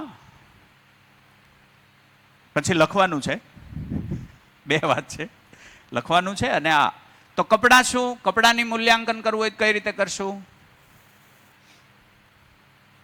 કપડાં શાના માટે હોય? કપડાનું મૂલ્યાંકન, સહી મૂલ્યન શું? કપડાનું સહી મૂલ્યન શું? શરીર રક્ષણ માટે, શરીરના રક્ષણ માટે કપડાં. હવે એમાં પછી આવે કયા કલરથી રક્ષણ વધારે થાય. એ છે અસરકારક છે વાત. કાળા કપડાં વધુ તપે, ધોળું કપડું ઓછું તપે. તો કલર એ ભાગમાં કામ કરશે. કલર હું બીજાને ચમકાવવા માટે ઉપયોગમાં લઉં, બીજાને પ્રભાવિત કરવામાં ઉપયોગમાં લઉં તો રક્ષણની અવગણના થાય કે ગણના થાય? તો શાદી વ્યાહની અંદર આપણે જે રીતનો પહેરવેશ જે જગ્યાએ પહોંચ્યા, બે જણા તો ઘણીવાર બાજુમાં લઈને હાલતા હોય તો એ હાલી કે ક્યાંથી જોયું? તો કે હીરો હિરોઈન પાછળથી. હું ક્યાંથી પ્રભાવિત થયો? ટીવીમાંથી. કઈ ઐશ્વર્યા રાય જાતી હતી, એની પાછળ 10 ફૂટનો પટ્ટો લટકતો હતો ને એ 3 જણા ઉપાડીને હેલા જતા હતા. એ હું જોઈ ગયો. એમાંથી મારી જોઈ ગઈ, એમાંથી મારી સ્થિતિ બની કે મારી શાદીમાં મારે આવો ભભકો પાડવો છે. ચયન થયું ત્યાં. ઠીક છે, કઈ કેવું છે? ભાડે રહેતા હોય અને બ્યુટી પાર્લરના બિલ આવે 50,000. એ 1% વ્યાજે. હા, આ ધંધો મરવાનો જ છે ને. બીજો શું છે? એ અદેખાઈમાં અને બતાવવામાં. એટલે આવું મૂલ્યન કરતા ન આવડે તો પછી દુઃખ જ દુઃખ છે. દુઃખ જ દુઃખ છે. અવમૂલ્યનમાં દુઃખ જ દુઃખ છે. અધિમૂલ્યનમાં દુઃખ જ દુઃખ છે. નિર્મૂલ્યનમાં દુઃખ જ દુઃખ છે. સહી મૂલ્યન સુખદ અને શાંતિપ્રદ છે. હેલો. હેલો. ધીમે ધીમે સમજતા જ, કેમ કે અમે મેન લવજીભાઈ કેમ કીધું, અમે પહેલા અવમૂલ્યન કરતા હતા શિબિરોનું. આજ લવજીભાઈ આવવા માંડ્યા એટલા બધા, હું તો હાવ જોડાઈ ગયો કે આ કામ છે પ્રાથમિકતામાં આવી ગયું મારા. એને એ લવજીભાઈ નહીં દેખાય, મને કહેતા નથી, રોકી શકે એમ નથી, હું મને રોકી શકું એમ નથી, હું મને રોકી શકું એમ છું જ નહીં. એટલે એ નાગરાજજીએ કીધેલું કે સત્યની સમજ આવ્યા પછી અટકી શકવું સંભવ નથી. સાર્થકતાના અર્થમાં એકવાર ધ્યાન જાય કે ભાઈ આ સાર્થક છે, એ થાય જ એમ. જી હેલો. કપડાની વાત નીકળી ને એટલે દક્ષિણ ભારતના એક સંત થયા તિરુવલ્લુવર. ઓકે. તિરુવલ્લુવરની એક વાત છે. કોઈ મેળામાં એક પોતે વણકર હતા કબીરદાસની જેમ, એટલે પોતે વણેલા કપડાં એક મેળામાં લઈને બેઠા હતા. એક ધનિકનો છોકરાએ આવી અને એને પૂછ્યું કે ભાઈ આ સાડીની કિંમત કેટલી? તો એમણે કીધું કે ભાઈ આ સાડીની કિંમત 2 રૂપિયા. એટલે છોકરાએ સાડી તમે ફાડી નાખી. પછી એક ટુકડો બતાવીને કે હવે આની કિંમત 1 રૂપિયો થઈ ને? તો કે ના, હવે એની કિંમત કાંઈ ન રહી. પછી પાછા એના 2 ટુકડા કર્યા. તો હવે આની 4 આના રહી ને? તો કે ના, હવે એની કિંમત કાંઈ ન થઈ, હવે એની કિંમત જ ન ગણાય. તો કે એવું કેમ? તું હમણાં 2 રૂપિયા કહેતો હતો અને પછી હવે કંઈ નહીં? તો કે 2 રૂપિયા ત્યારે કિંમત હતી કે એ કોઈ બેન એને પહેરી અને પોતાની આબરૂને ઢાંકી શકે, પોતાના શરીરનું રક્ષણ કરી શકે. જો એ ઉપયોગમાં આવી શકે તો જ એની કિંમત સાર્થક થાય, નહીં તો એની કિંમત સાર્થક થાય નહીં. એ તિરુવલ્લુવર બહુ મહાન સંત થયા. તે આપણે સ્વામી વિવેકાનંદ રોકની બાજુમાં જ એનું મોટું પૂતળું બનાવેલું છે દક્ષિણ આપણે કન્યાકુમારીમાં. બીજો એક ભાગ અહીંથી એ પણ લેવા જેવો. પહેલી પ્રાથમિકતા શરીરના સંરક્ષણ માટે કપડાં, ઠીક છે? પહેલી પ્રાથમિકતા શરીરના. ઓકે. ઘણાએ કપડાને મર્યાદામાં લીધી. આપણે મર્યાદા પણ ગણીએ છીએ, કપડા એક મર્યાદા છે. તો કપડાથી મર્યાદા આવે કે જીવનથી મર્યાદા આવે? મર્યાદાનો સ્ત્રોત કોણ, કપડા કે જીવન? મર્યાદા એટલે શું? અસ્તિત્વ સહજ વર્તન. મર્યાદાનો અર્થ શું છે? અસ્તિત્વ સહજ, મારું નિર્માણ જે સ્વરૂપમાં થયું છે એ સ્વરૂપનું આચરણ. અસ્તિત્વ એ મને જે સ્થિતિ માટે બનાવ્યો એ સ્થિતિને હું પ્રાપ્ત કરી લઉં તો ઓટોમેટિક મર્યાદા આવી જાય કે નહીં? શું દેખાડવું શું ન દેખાડવું ક્લિયર થઈ જાય કે નહીં? વાત પહોંચે છે? આપણે ક્યાં કામ કરીએ છીએ? સૂચના આપવામાં, આવા કપડાં ન પહેરો, આવા કપડાં પહેરો, આ નહીં કરવાનું, આ કરવાનું. એનાથી મેળ આવ્યો નહીં. આપણે મર્યાદા બહારથી પ્રક્ષેપિત કરવાનો પ્રયત્ન કરીએ. જીવનમાં મર્યાદા આવી જાય તો, આ બોધ ખુલી જાય તો, આ ભાગ ખુલી જાય પછી વલ્ગારિટી સંભવ છે? સંભવ જ નથી, અસંભવ છે. અસ્તિત્વ સહજ મર્યાદામાં આવી જવાય. તો કામ ક્યાં કરવાનું છે? કામ ક્યાં કરવું પડે એમ છે? જીવન પર. જી. એટલે એક જ લીટીમાં કહેવું હોય ને તો સ્વભાવમાં જીવવું જરૂરી છે, નહીં કે પ્રભાવમાં. પણ મોટા ભાગના લોકો માને કે ના માને પ્રભાવમાં જીવે છે. પ્રભાવમાં જીવે છે. અને એ પ્રભાવ ક્યાં સુધી રહેવાનો? 4.5 ક્રિયામાં પ્રભાવમાં જ જીવવું સંભવ બનશે. ત્યાં સ્વભાવ ગતિ આવશે જ નહીં. હું અપ્રભાવિત રહી શકું એવું સંભવ નથી. તો બીજો ભાગ આવે, શું આપણા શૈક્ષણિક સિલેબસમાં આ 4.5 ક્રિયાની બહાર નીકળી શકાય એવી કોઈ સ્થિતિ છે? નહીં. તો એ જવાબદારી કોની? સિલેબસમાં નથી. હું ઈચ્છું છું શું મારું બાળક સ્વનિયંત્રણમાં રહે, એવું જ ઈચ્છું છું ને? એલફેલ વર્તન ન કરે એવું ઈચ્છું છું. અને એ આપણે આ ભણતરથી પ્રાપ્ત થઈ જાય એવું અપેક્ષા રાખીએ છીએ. એ સંભવ નથી. તો જે માતા પિતા આજની તો કાલ, કાલની તો પરમદી, પરમદીની 5 વર્ષ પછી, 5 વર્ષની તો 2 મહિના પછી, એટલે કે 2 દાયકા પછી, 2 દાયકા નહીં તો આવતી શરીર યાત્રામાં, એ નહીં તો એના પછી જાવું તો અહીંયા જ પડશે. હે ને? આ એટલે કીધું વિકલ્પ. તપાસી લ્યો વિકલ્પ. છેવટે એમ કીધું આના સિવાય કોઈ વસ્તુ शक्य नहीं बने, आज करवू पड़े, करना तो यही पड़ेगा। आज करो कल करो, आज ऐसा मूड बनता है नहीं करना है, ठीक है। एक बार समझता આપણને સૂચનાના સ્વરૂપમાં તો દેખાય છે કરવા જેવું આ એક કામ છે, તો જે દી થાય તે દી, ઉતાવળ કાંઈ નથી। કરોડો વર્ષથી ચાલ્યું આવે છે અને હજી કરોડો વર્ષ ધરતી રહેવાની છે। જાગૃત બની જાહે માણસ તો, અને જાગૃત બની જાહે તો આ ધરતી ઉપર અમારું મૂલ્યાંકન છે, મેં મધ્યસ્થ દર્શનમાં ક્યાંય નથી જોયું, પણ આ દર્શનને સમજતા મને ખ્યાલ આવ્યો કે આ ધરતી, આપણને એમ લાગે ને કે 800 કરોડ લોકો છે, વસ્તી વધારો એ આજની સમસ્યા છે મોટી, એવું કહે છે કે નહીં? વસ્તી વધારો થઈ ગયો ધરતી ઉપર એ આજની મોટી સમસ્યા છે, એવું કહે છે કે નહીં લોકો? તો દર્શનના આધારે હું એવું કહું, એને તમે મૂલ્યાંકન કરો કે આ ધરતી 2000 કરોડ લોકોને ટકાવવા માટે સમર્થ છે। આ ધરતી 2000 કરોડ લોકોને ટકાવવા માટે અને સુખપૂર્વક જીવવા માટે સમર્થ છે। શરત એક જ છે, 2000 કરોડ સમજદાર હોવા જોઈએ। બીજું સ્ટેટમેન્ટ આને વધારે પુખ્ત કરશે, આ ધરતી એક નાસમજ એક જ હશે તોય પચાવી નહીં શકે, એને ટકાવવા અસમર્થ છે। આ ધરતી નાસમજની કેટલી જરૂર પડશે? એક જ। આજે ધરતી ઉપર પરમાણુ બોમ્બ કેટલા? એવું કહેવાય કે ધરતીનો 10 વાર નાશ કરી શકાય એટલા પરમાણુ બોમ્બનો જથ્થો છે। એનું બટન દબાવવા કેટલા જણા જોઈએ? એક જ। એ સમજદાર હશે કે ના સમજ? એક ના સમજ આ ધરતી પચાવી નહીં શકે, સમજદાર 2000 કરોડ હશે તોય વાંધો નથી આવે એમ। આને તમે તમારી રીતે માપી લો। હું દર્શનના અભ્યાસના અધિકારથી આ કહું છું, દર્શનમાં મેં ક્યાંય નથી વાંચ્યું, એને તમે ચેક કરો, આ સાચું છે કે ખોટું એને જોઈ લો। તો વસ્તી વધારો સમસ્યા નથી, વસ્તીમાં નાસમજીના કારણે જે ભૌતિક સ્ત્રોત છે, પાણી છે, પદાર્થો છે, એનો બટવારો છે એ અવ્યવસ્થિત રીતે કરી નાખ્યો છે, એટલે આવું છે।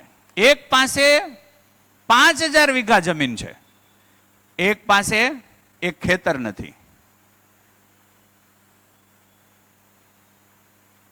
અને પાછું એને આપણે એવું વિચારીને કહીએ છીએ કે ભાઈ એને મહેનતથી કમાણો। અચ્છા, ધરતીને કોઈ કમાઈએ કે? ધરતીને કોઈ કમાઈએ કે? કમાણો એટલે હું એને બનાવી? માણસ નહોતો ત્યારે આ ધરતી નહોતી? બોલો, માણસ નહોતો ત્યારે આ ધરતી નહોતી? હતી। ત્યારે જમીન કોની હતી? ત્યારે જમીન કોની હતી? હું કાયમ હું આ શરીર યાત્રા સાથે અહીંયા રહેવાનો છું, ત્યારે હું વહી જાય ત્યારે આ જમીન કોની રહે? ફરીને બીજું શરીર અહીંયા જ ધારણ કરે ને એ પાછો કબજો લે, એવું છે કઈ નહીં। તો આ ના સમજી છે। તો સમજદારી આવતાની સાથે એનું ડિસ્ટ્રીબ્યુશન વ્યવસ્થિત થાય, માણસમાં એ દયા કૃપા ને કરુણા ફૂટશે અને એને દેખાશે કે મારી પાસે વધારાનું છે, એ ચાલો હું આપું। વધારાનું જે હળી જાય છે એ હળે એ કરતા કોક ખાય। આજે એ ભાગમાં છીએ કે હળી જાય ભલે હળી જાય, દેવું તો નથી જ। ધીમે ધીમે આનાથી ઉપર જાવું, ન્યાય આવે એટલે શું થાય? હળી જાય એ કરતા કોકને દઈ દઈ। ધર્મ ખુલે એટલે હળવા બાબતનો મુદ્દો જ નહીં આવે, દેવું પડે તો દેવો જ। સત્ય આવે એટલે અધિકાર સમાન થાય કે આમાં મારા તારાનો ક્યાં મુદ્દો જ છે, તો સાર્વભૌમ વ્યવસ્થા ઘટિત થાય। તો વાતની શરૂઆત કરી હતી એને એકવાર હું રિપીટ કરી દઉં, પછી તમે લખી નાખો। આ જગતની અંદર દરેક એકમ સ્વ ત્વ સહિત પોતાનામાં વ્યવસ્થા છે અને ઉપરની વ્યવસ્થામાં ભાગીદાર છે। એટલે હાઇડ્રોજન પોતે એક વ્યવસ્થા, સ્વ એટલે એનું હોવું, હાઇડ્રોજનનું હોવું. ત્વ એટલે એનું અભિવ્યક્તિ. એમાં જે ક્રિયા થાય છે એના કારણે એ બીજા સાથે જોડાઈ શકે એવી સંભાવના ઘટિત થાય છે, એ એનું ત્વ. એટલે સ્વ ત્વ સાથે હોવું, રહેવું અને ઉપરની વ્યવસ્થામાં ભાગીદાર થઈ જવું. એટલે પાણી બનાવવામાં ભાગીદાર. પાણી સ્વ ત્વ સહિત વ્યવસ્થામાં છે અને શરીર બનાવવાની, કોષ બનાવવાની વ્યવસ્થામાં ભાગીદાર છે. કોષ બનાવવાની વ્યવસ્થામાં ભાગીદાર છે. કોષમાં પાણી જોઈએ કે ન જોઈએ? કોષ એટલે વનસ્પતિના બનાવટમાં કોષ હોય, પશુ શરીરની બનાવટમાં કોષ હોય, આપણી શરીરની બનાવટમાં કોષ હોય, તો પ્રાણ અવસ્થામાં એ ભાગીદાર છે.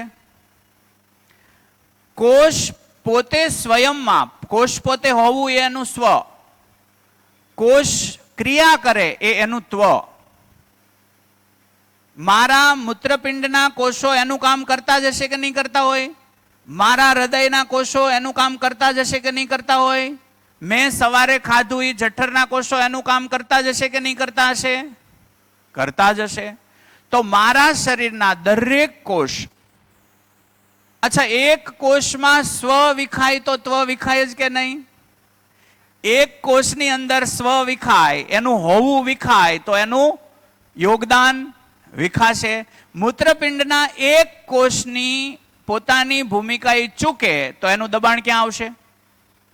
બીજા કોષ ઉપર. પરિવારમાં આ નોંધો, હું મારી ભૂમિકા ચૂકું તો મારા સાસુ ઉપર ભૂમિકા વધી જાય, મારી સાસુ એની ભૂમિકા ચૂકે તો સસરા ઉપર ભૂમિકા વધી જાય.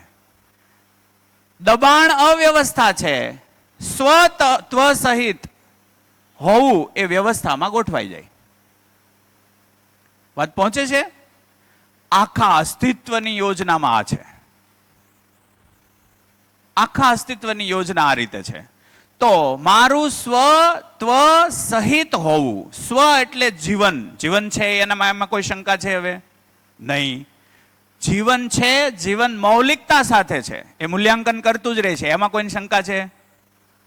કોઈના મૂલ્યાંકન ન થાય એવું બને નહીં, થાય જ. શેરીમાં નવું કૂતરું આવે ને તોય મૂલ્યાંકન થાય કે આ ક્યાંથી આવ્યું, હા કે ના? ગાડી કોઈ નવું લાવે તોય મૂલ્યાંકન થાય, આની પાસે એટલા પૈસા ક્યાંથી આવ્યા, અને આપણી ઊંઘ ઉડી જાય. મૂલ્યાંકન થાય જ. તો અધિમૂલ્યન, અવમૂલ્યન, નિર્મૂલ્યન એ રીતે મૂલ્યાંકન થાય ત્યાં સુધી દુઃખ, પીડા, અપેક્ષા પૂર્તિ નહીં થાય. અપેક્ષા પૂર્તિ નહીં થાય એટલે દુઃખ અને પીડા. સહી મૂલ્યાંકન થાય એટલે અપેક્ષા પૂરી થાય જ, સાચી જ અપેક્ષાઓ રહે. કાર ટ્રાવેલિંગ માટે છે, સન્માનનો સ્ત્રોત કાર ક્યારેય ન બની શકે. સન્માન હું મારા જ્ઞાનમય બનવાથી જ પ્રાપ્ત કરી શકું એ ભાગમાં થાય, એટલે મારા ઉપર કામ ચાલુ થાય સન્માન માટે. મકાન મોટું બનાવીને સન્માનિત થઈ જાઓ એ અધિમૂલ્યન છે મકાનનું. હું મોટો, મકાનથી મહાન હું છું કે મકાન મહાન છે? તો આપણે એમ કહીએ તો એમ કે ઓ આપણે જ મહાન, પણ માનીએ છીએ હું મકાન મહાન. હું મને બનાવવામાં ખર્ચ કરતો જ નથી જિંદગી, હું મકાન બનાવવામાં જિંદગી ખર્ચ કરું છું. જિંદગીનું સન્માન મકાનમાંથી ઈચ્છું છું, હું અંદરથી ખાલી છું. કોણ ભરી શકશે? કયું મકાન ભરી શકશે તમને? કોઈ જ મકાન નહીં ભરી શકે. સમજાય તોય ઠીક છે, અને તોય હજી એમ લાગે કે મકાન જ મહાન, તો ઈટો ગોઠવો, એમાં કઈ વાંધો નહીં. વિનુભાઈ એમ કે ગાય ધૂળ ફેરવવાનો ધંધો છે, ધૂળ ફેરવવાનો જ ધંધો છે, બીજું કાંઈ છે જ નહીં એમાં. એમ કે વિનુભાઈના અમુક સ્ટેટમેન્ટ છે ને આમ કાપી નાખે એવા હોય, ચોંકી જાય.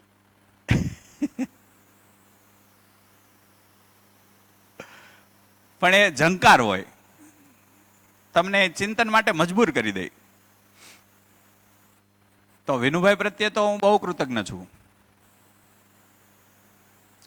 એક સમય એનું અમે અવમૂલ્યન કરતા હતા, હું લવજીભાઈ બે અહીં સાક્ષી છીએ આ જ હોલમાં. અને અવમૂલ્યન ક્યારેક ક્યારેક કરતા હતા, પણ વિનુભાઈએ મારા પ્રત્યેનો કોઈ દી ભાવ ઘટાડ્યો જ નથી, ઘટ્યો જ નથી એનો. અને એને મારામાં સંભાવના દેખાણી તો એ સતત કહેતા રહ્યા તમારામાં સંભાવનાઓ છે, તમારામાં સંભાવનાઓ છે, તમારામાં સંભાવનાઓ છે, કહેતા જ રહ્યા. મેં ઘણી વાર એની અવગણના કરી તોય ન્યા આપણને તરત ખ્યાલ આવે વીરતા, ધીરતા, ઉદારતા શું છે.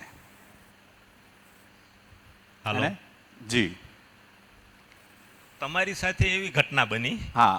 અને મારે એનો 44 વર્ષની ઉંમરે મુલાકાત થઈ પહેલા વહેલા વિનુભાઈને. પછી 1.5 વર્ષ સુધી મને માત્ર એટલો જ ફોન કરે કે મુકેશભાઈ તમે આ સેમિનારમાં જાશો, અહીંયા છે. હું એને એમ કહું કે મારે રાજ્યપાલનો પ્રોગ્રામ છે, હું ત્યાં જવાનું. સારું, એટલું જ કે. હા, 1.5 વર્ષ સુધી એ માણસે મને છોડ્યો નહીં. એમાં હું નવરાત્રિ કરવા માટે વાડી ઉપર ગયો, 9 દિવસ રૂમમાં બેસી રહ્યો. એટલે મને ક્લિક થયું કે આ માણસ 1.5 વર્ષથી ફોન કરે છે, તો લાવ એને ફોન કરું. મેં કીધું ક્યાંય સેમિનાર ચાલતો હોય અને લાઈવ હોય એવું કાંઈ ખરું? તો કે ના. પછી મને એને 2-3 સેમિનારના વોટ્સઅપ દ્વારા લિંકો મોકલી બધી. પછી શાંતિથી જોઈ અને જે જામી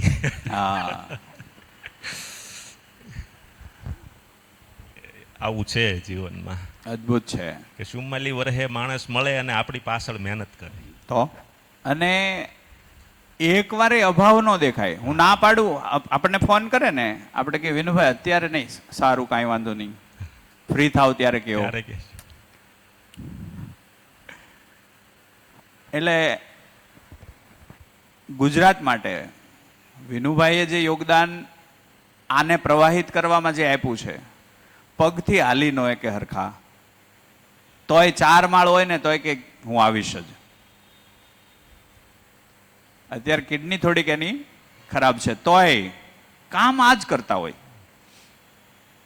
અત્યારે તે નૈનીતાલની શિબિર છે એના માટે કેટલો એનો પ્રયત્ન, કેટલી ઉર્જા ખર્ચે. એની સામે તો આપણે હાવ ફીકા છીએ. અસક્ષમ શરીર, ત્યાં તમને જીવનનો પ્રભાવ દેખાય કે જીવન કેટલું સક્ષમ છે. અક્ષય બળ, અક્ષય શક્તિ એ વિનુભાઈમાં દેખાય. હાજી. હલો. તમારા સવાલ લેવા છે. હા, તમે જે હમણાં બોલ્યા ને કે વિનુભાઈ પ્રત્યે અમે ભાવ બગાડતા હતા, પણ એને પોતાના ભાવમાં સ્થિર રહ્યા. હવે અહીંયા આપણે જે વ્યાપક દર્શાવેલું હતું પહેલા, તો વ્યાપકનું એક નામ ભાવ છે. ભાવ કે મહાભાવ.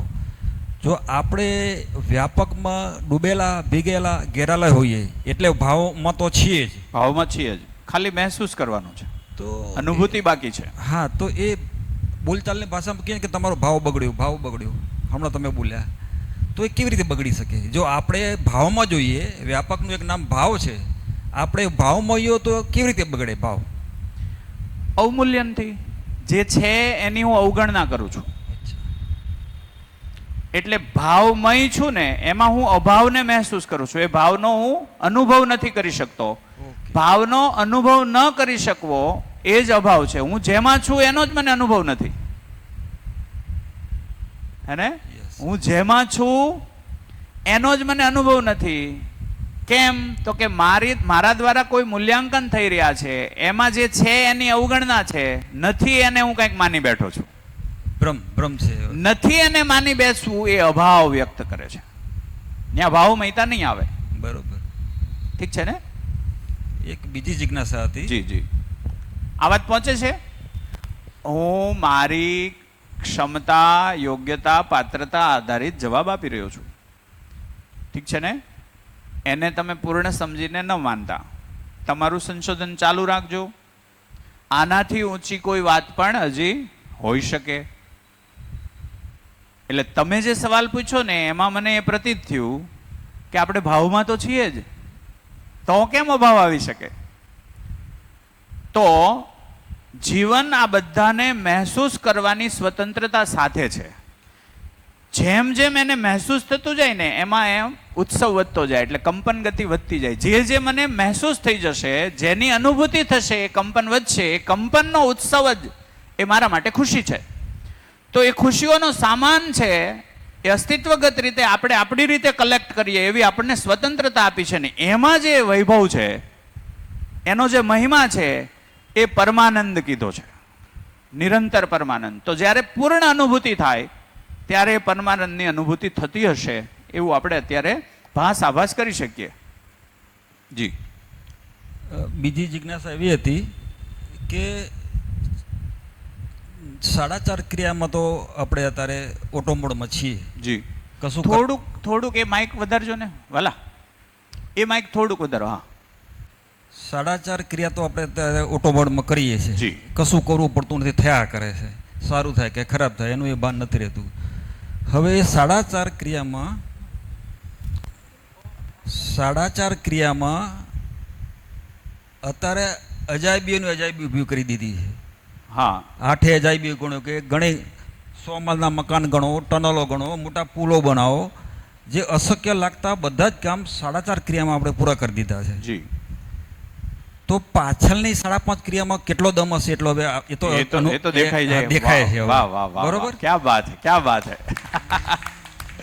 તો 4.5 ક્રિયામાં કૂદકો મારવા માટે જે પાછલા ભવના સંસ્કાર લઈને આવ્યા છીએ, જેને આપણે અત્યારે માન્યતાઓ કહીએ છીએ, એને છોડીને ચિંતન બાજુ, સાક્ષાત્કાર બાજુ જવાની જે ક્રિયા છે, ત્યાં તમે અવધારણા બોલ્યા કે અવધારણા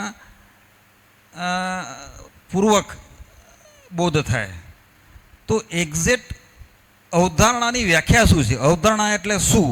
કોઈ સાચી વાસ્તવિકતા છે કે એક્ઝેક્ટ એની વ્યાખ્યા શું થાય અવધારણાની? ઓકે, વાત પહોંચી? કોઈ રિપીટ કરશે? સવાલ ગહન છે, સવાલ ગહન છે. કોઈ રિપીટ કરશે એટલે એક ક્લેરિટીમાં આવી જાય. પહેલા સવાલ સુધી પહોંચીએ, કારણ કે આનો જવાબ નહીં હોય ને ત્યાં સુધી 4.5 માંથી 5માં કૂદકો ન મરાય. એક્ઝેક્ટલી.